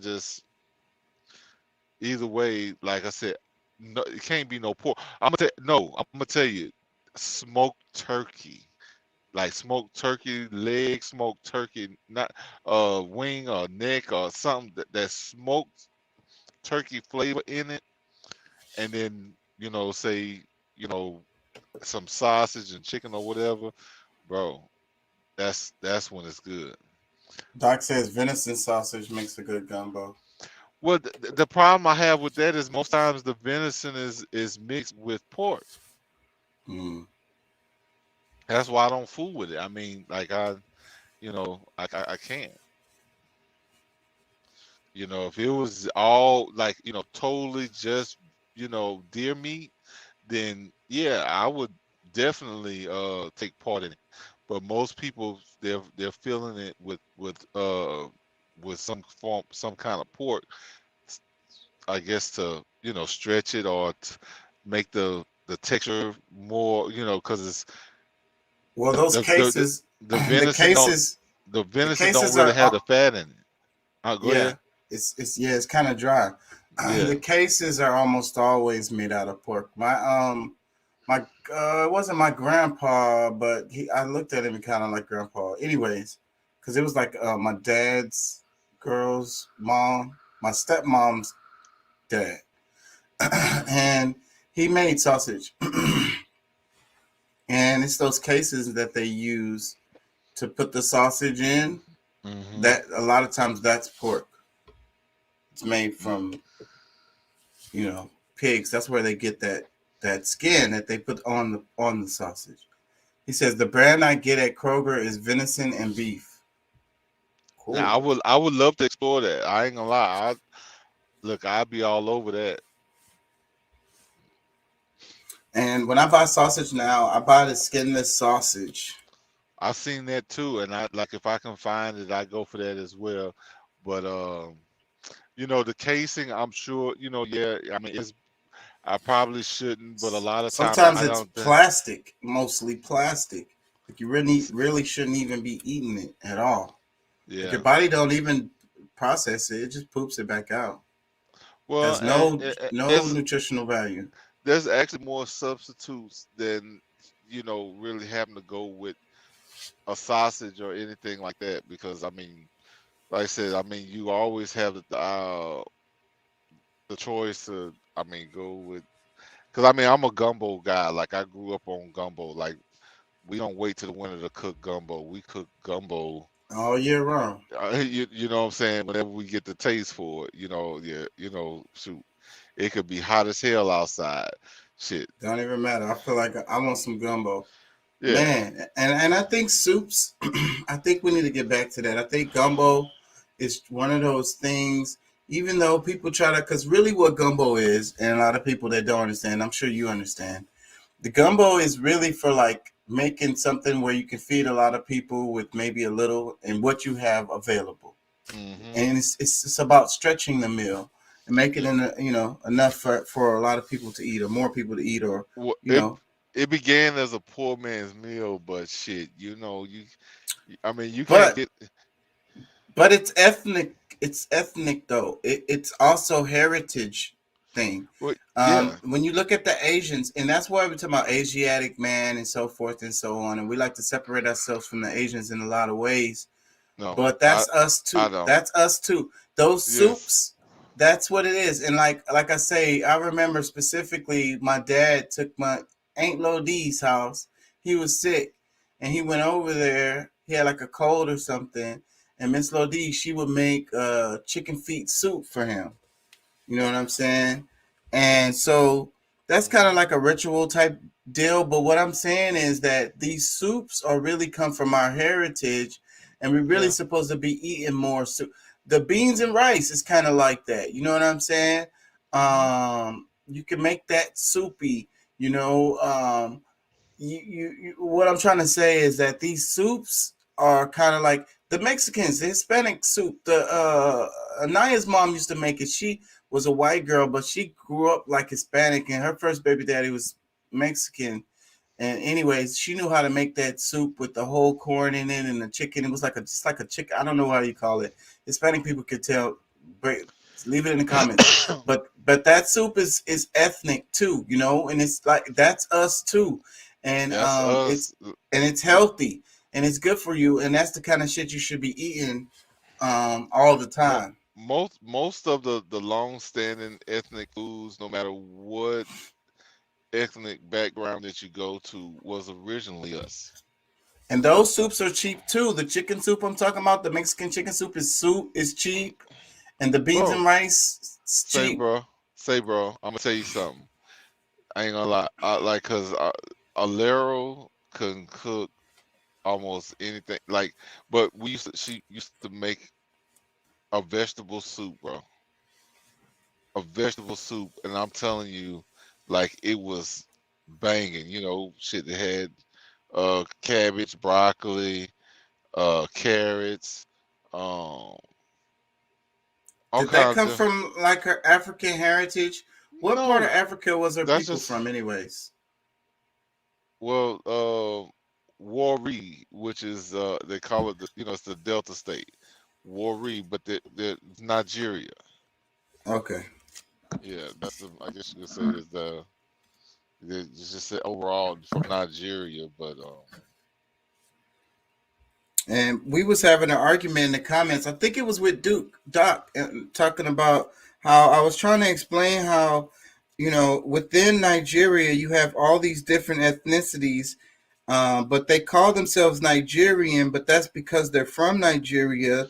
So that's more of a nationality. And a lot of people, the Europeans don't understand that they don't identify with each other like that. Like, it be groups within Nigeria that don't fuck with them. Like, we don't fuck with them. Like, you know what I'm saying? We don't fuck with these niggas, even though they Nigerian too, but they come from a different lineage. Their ethnicity is different. And from the Western perspective, we like to lump everybody in together, and we completely do not understand those types of dynamics. But a lot of them do interact with each other more. There's a few that don't get along with other tribes, or for some that don't get along with nobody. But for the most part, there is a lot of camaraderie. Regardless of what tribe you come from, whether it's But what I'm saying is, you're talking about the camaraderie. I'm talking about how they don't even understand that it's these different distinctions. Like, they have literally different ethnicities. Like, their culture is different, their language is different. No, they don't care. Because if you think about the level of, from the point of view in which they came, they don't give a damn what tribe, what set you claim. But people don't understand because, Nigeria has a colonial history, so that's the reason why those languages, the colonial, they all speak this, whatever it is, if it's English. But they all have their all own ethnic language that they. Cameroon is not that far away, but they mostly speak French. There's some parts that speak really multiple languages, whether it's French, Spanish, all of them, because that's what we were saying in the other video. Do you know an African that only speaks one language? And then it'd be those local ethnic languages, the ones that come from before. And like I say, those languages come with cultures, ways of eating, you know what I mean? That's what I mean by they're all different. You have these different groups within Nigeria. They're all Nigerians, but they're all distinct different groups within there. Yeah, and of course, you're dealing with certain viewpoints, but we can't forget, I don't want people to we're all one. You know what I'm saying? You gotta, tie it back, because the more the more we tied into everybody being different, we're playing right into that whole separation stuff. Well, that's not why I wanted to focus on that. I wanted to focus on it to help them understand, because they don't get the complexities. So you don't deal with the same, like one Nigerian to the next. They're not the same. You know what I'm saying? Depending. You get what I'm saying? Well, And it's just about the having respect to really want to get to know people and their real true cultures, their native languages that they speak. well, I think that when because you're not meeting all these people in a group as like when you meet one, as if you're inside of Nigeria. Okay, I understand, wholeheartedly. Like I agree totally with what you're saying, but like for the most part, like if you meeting someone here in America somewhere, I mean, you'll probably learn more about that individual and their culture and how they get, And that's along. that's my whole point, because they may not say they're Nigerian. They might say I'm Igbo or I'm this or I'm that or whatever, and it's not Nigerian, but they're from Nigeria, but it's a group of people that lives in Nigeria and maybe have been living there historically over time. Yeah. Well, because I mean, trying to think, there's some other popular I don't know why. I can't think of anything but Igbo. When I'm on the spot, because those are the Jews of Nigeria. The Igbo tribe. Spelled Igbo, but it's Igbo tribe. And because I have some friends that I've met through my ex that they actually are a pretty real big tribe. Like the Igbos, a lot of them. No, That's why whenever I'm saying outside of the Igbo, another I'm one. talking, Oh, okay, a different one. there's other ones, because I mean, a lot. You don't really hear a lot about them. The Funali, how you pronounce it? Funali, Fulani.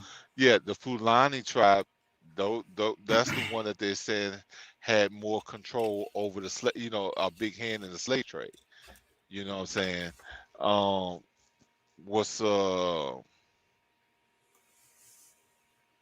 Why can't I think of? Because this is my partner. Like, damn. Oh,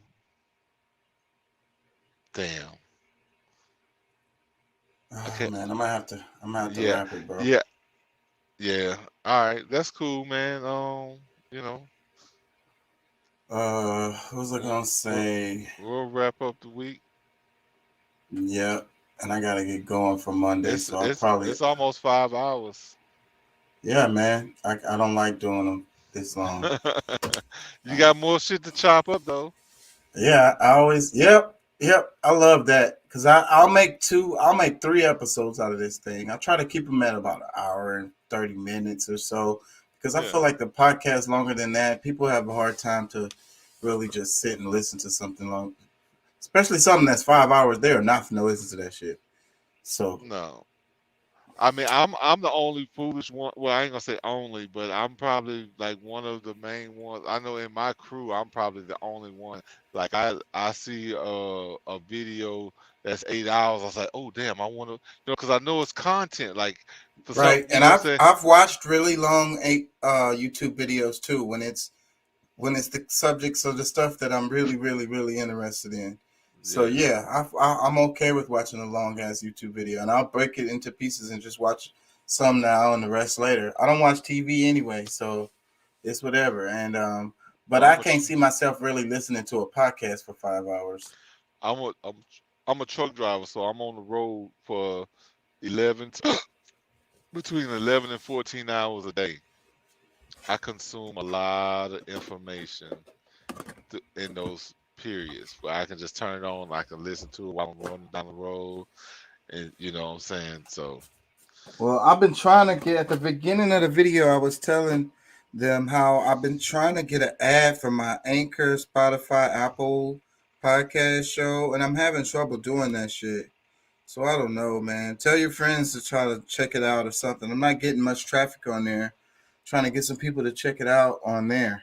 Well, when you get some of them done, send me the link. Send me link or whatever, I posted on my social media, and you know, Yeah, I try can to send you links spread right it. now. Yeah, Yeah, and I just spread it around.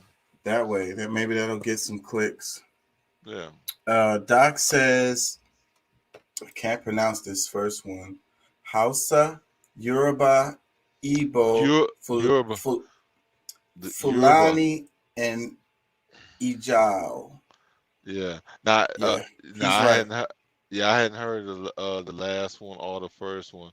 The three in the middle. Now the Yoruba, that's the one that I was trying to say. Yeah. My friend is from. That's like a real, like popular tribe. Like they. Yeah, Yeah. it's a lot of them. Yeah, Yoruba. So usually when they come from, as far as I know, or been my experience, they tend to be Yoruba or Igbo when I talk to somebody from Nigeria. What? Both of them? No, one or the other. Okay. Oh yeah, no, yeah, those two are very popular. As far as like with Americans, I guess you can say. You know, And I learned a little Igbo. I used to work with some, and when I worked Home Depot, I learned a little Igbo from. It was a number of Nigerians that worked there. It's like, okay, look, Keruka Idi, Achoram Imota Igbo, Odema. Yeah. What he said. But look, Shout out I to mean, my Igbos. but there's many other tribes, because I mean the one that my ex is from is called Itchakiri. Itchakiri. And you know, so I mean, but that's the thing. I mean, those tribes, there's many of them. Tribes are just mainly just families, you know what I'm saying? Yeah. Some marry. What do you Yeah, say? exactly. He says Euro is about 22% of native.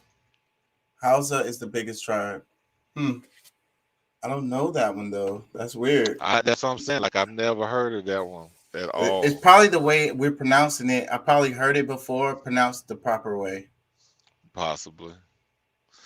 But I mean, I don't know. I'm gonna ask my girl about it. My ex. I say my girl and all this other kind of stuff. Yeah. I mean, we still so cool, man. Like it's crazy to me that, you know, when you really think about it, I mean, we divorced now, but we still like tight friends. I'm really cool with my last baby mama too. And then my ex-girlfriend, in my phone, she's still her name, my girl. And I don't know why I should change it. It's been months since we broke up, but I haven't taken the time to change it. But we're still cool, and we still be talking. I mean, not talking, but you know what I'm saying. We're cool. Yeah, no, I know exactly what you mean, bro. Like, I mean, that's kind of like the same thing, you know, shit. You know, she was going through some stuff with her job, and shoot, she called me to talk about it. And you know what I'm saying? Like, that just, I mean, the relationship that we built up, like we were really friends. Like, I mean, you know what I'm saying? It's just, but either way. I remember when I first met y'all, and y'all was together, and y'all was doing y'all had just did the bypass surgery or whatever, and y'all was losing weight together. The sleeve, yeah. And I just thought y'all were like really cool, like friends, like y'all were on this journey together, like you're doing all this together. It seemed really cool to me. Yeah, and it's still kind of going on. You know what I'm saying? Like I said, I mean, we're divorced, but I think not a lot has changed, you know, other than our sex life and all this other kind of stuff, you know. But I mean, as far as our friendship is concerned, like we're still family. You know what I'm saying? We have a kid, we have a son together, and you know, we make sure that we have that communication between each other where, you know, like something going down, now call your daddy, blah blah blah, and then you know he up there fumbling around with some of the word. She goes, now tell him what happened. Well, tell him, you know. Yep, I have the same kind of situation with my youngest. So, but I like to be involved in that, and it's good. It's good. I like it. It's a good thing. It's a good thing. Yeah, it really is. Doc says they call Fulani. Wait, they call the Fulani and Ibibio tribes and all the rest ethnic groups. That's interesting. And then he left a link. Oh man, we're gonna have to wrap it, bro. 4:30 in the morning. Peace and love. Thank y'all for joining. Thank y'all for listening. Peace. Don't And forget to like. Don't forget to like, share, and subscribe. And try to get some people on the link to my Anchor is on this YouTube if you go through there. And the links are on my Instagram and everywhere. Y'all check out my audio versions of the show, man. Tell your friends to check them out. For sure. I'm gonna try to get as many people as I can to go there, and I'm gonna go there and listen myself. Yeah, you check out some of the stuff too, because it sounds different, and then there's parts that you don't be, there for too. So you might hear some stuff that you hadn't heard or you haven't seen or whatever. Okay. Yeah. All right, man. Peace and love, y'all. Thank y'all for joining. For sure. And get you some more rest, Pat. You sound a lot better when you restful. I think you be working too much, man, and be affecting your health. I'm speaking as a friend. Well, no, I get, and I figure I should do this while I'm young. And say, bro, I whether you believe it or not, like I got a high power plan that a lot of what you see in the day, you're gonna be like, bro, what the hell did you do? Like I'm gonna be back at home. I'll probably be back and forth to Houston and Austin all the time instead of all over the country. Okay. I hope you got a good plan in place to not be working all the damn time, so you can take care of yourself, man. Go fishing or go walk in the park or go, enjoy life. Yeah, I want to buy me some property that's got a little pond on it. Yeah. Yeah. That sounds wonderful. Yeah.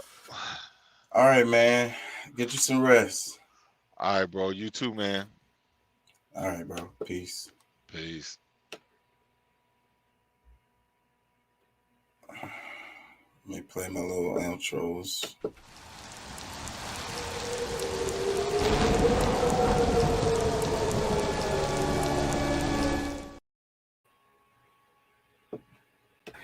Because I thought you would have, maybe.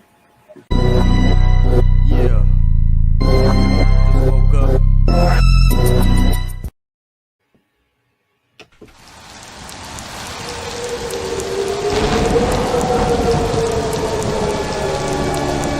That you could believe in, that is gonna still guide you towards fear, or things that's gonna take you away from nature. You know what I'm saying? So that just the idea of belief is not necessarily the stronghold. Right. You got to have some science backing up. Doc says it's the secret. Quantum physics, the combined power of all mankind's belief, become an energy field that we can draw on and use to manipulate our world. We are created in God's image as a spiritual being connected to the universe. The meat sack is just the shell. We are the power. Yeah. Well said, Doc. Yep, well said. And I think we can end on that. That's perfect. Yeah, you know what I'm saying? Peace and love. Thank y'all for joining. Thank y'all for being here. Thank y'all for your time. Thank y'all for commenting. Thank y'all for liking and sharing and subscribing and telling your friends. Yeah. Thank y'all for everything. Getting our viewership up.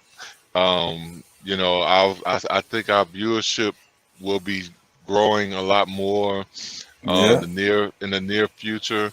So we thank y'all in advance. Yeah. Come and join the club. Yep. Come join the conversation. Come chat with me and Pat. I didn't know that you realized that.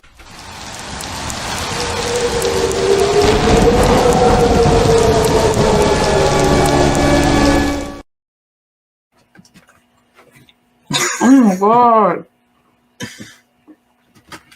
Why is it? No. Choose your destiny.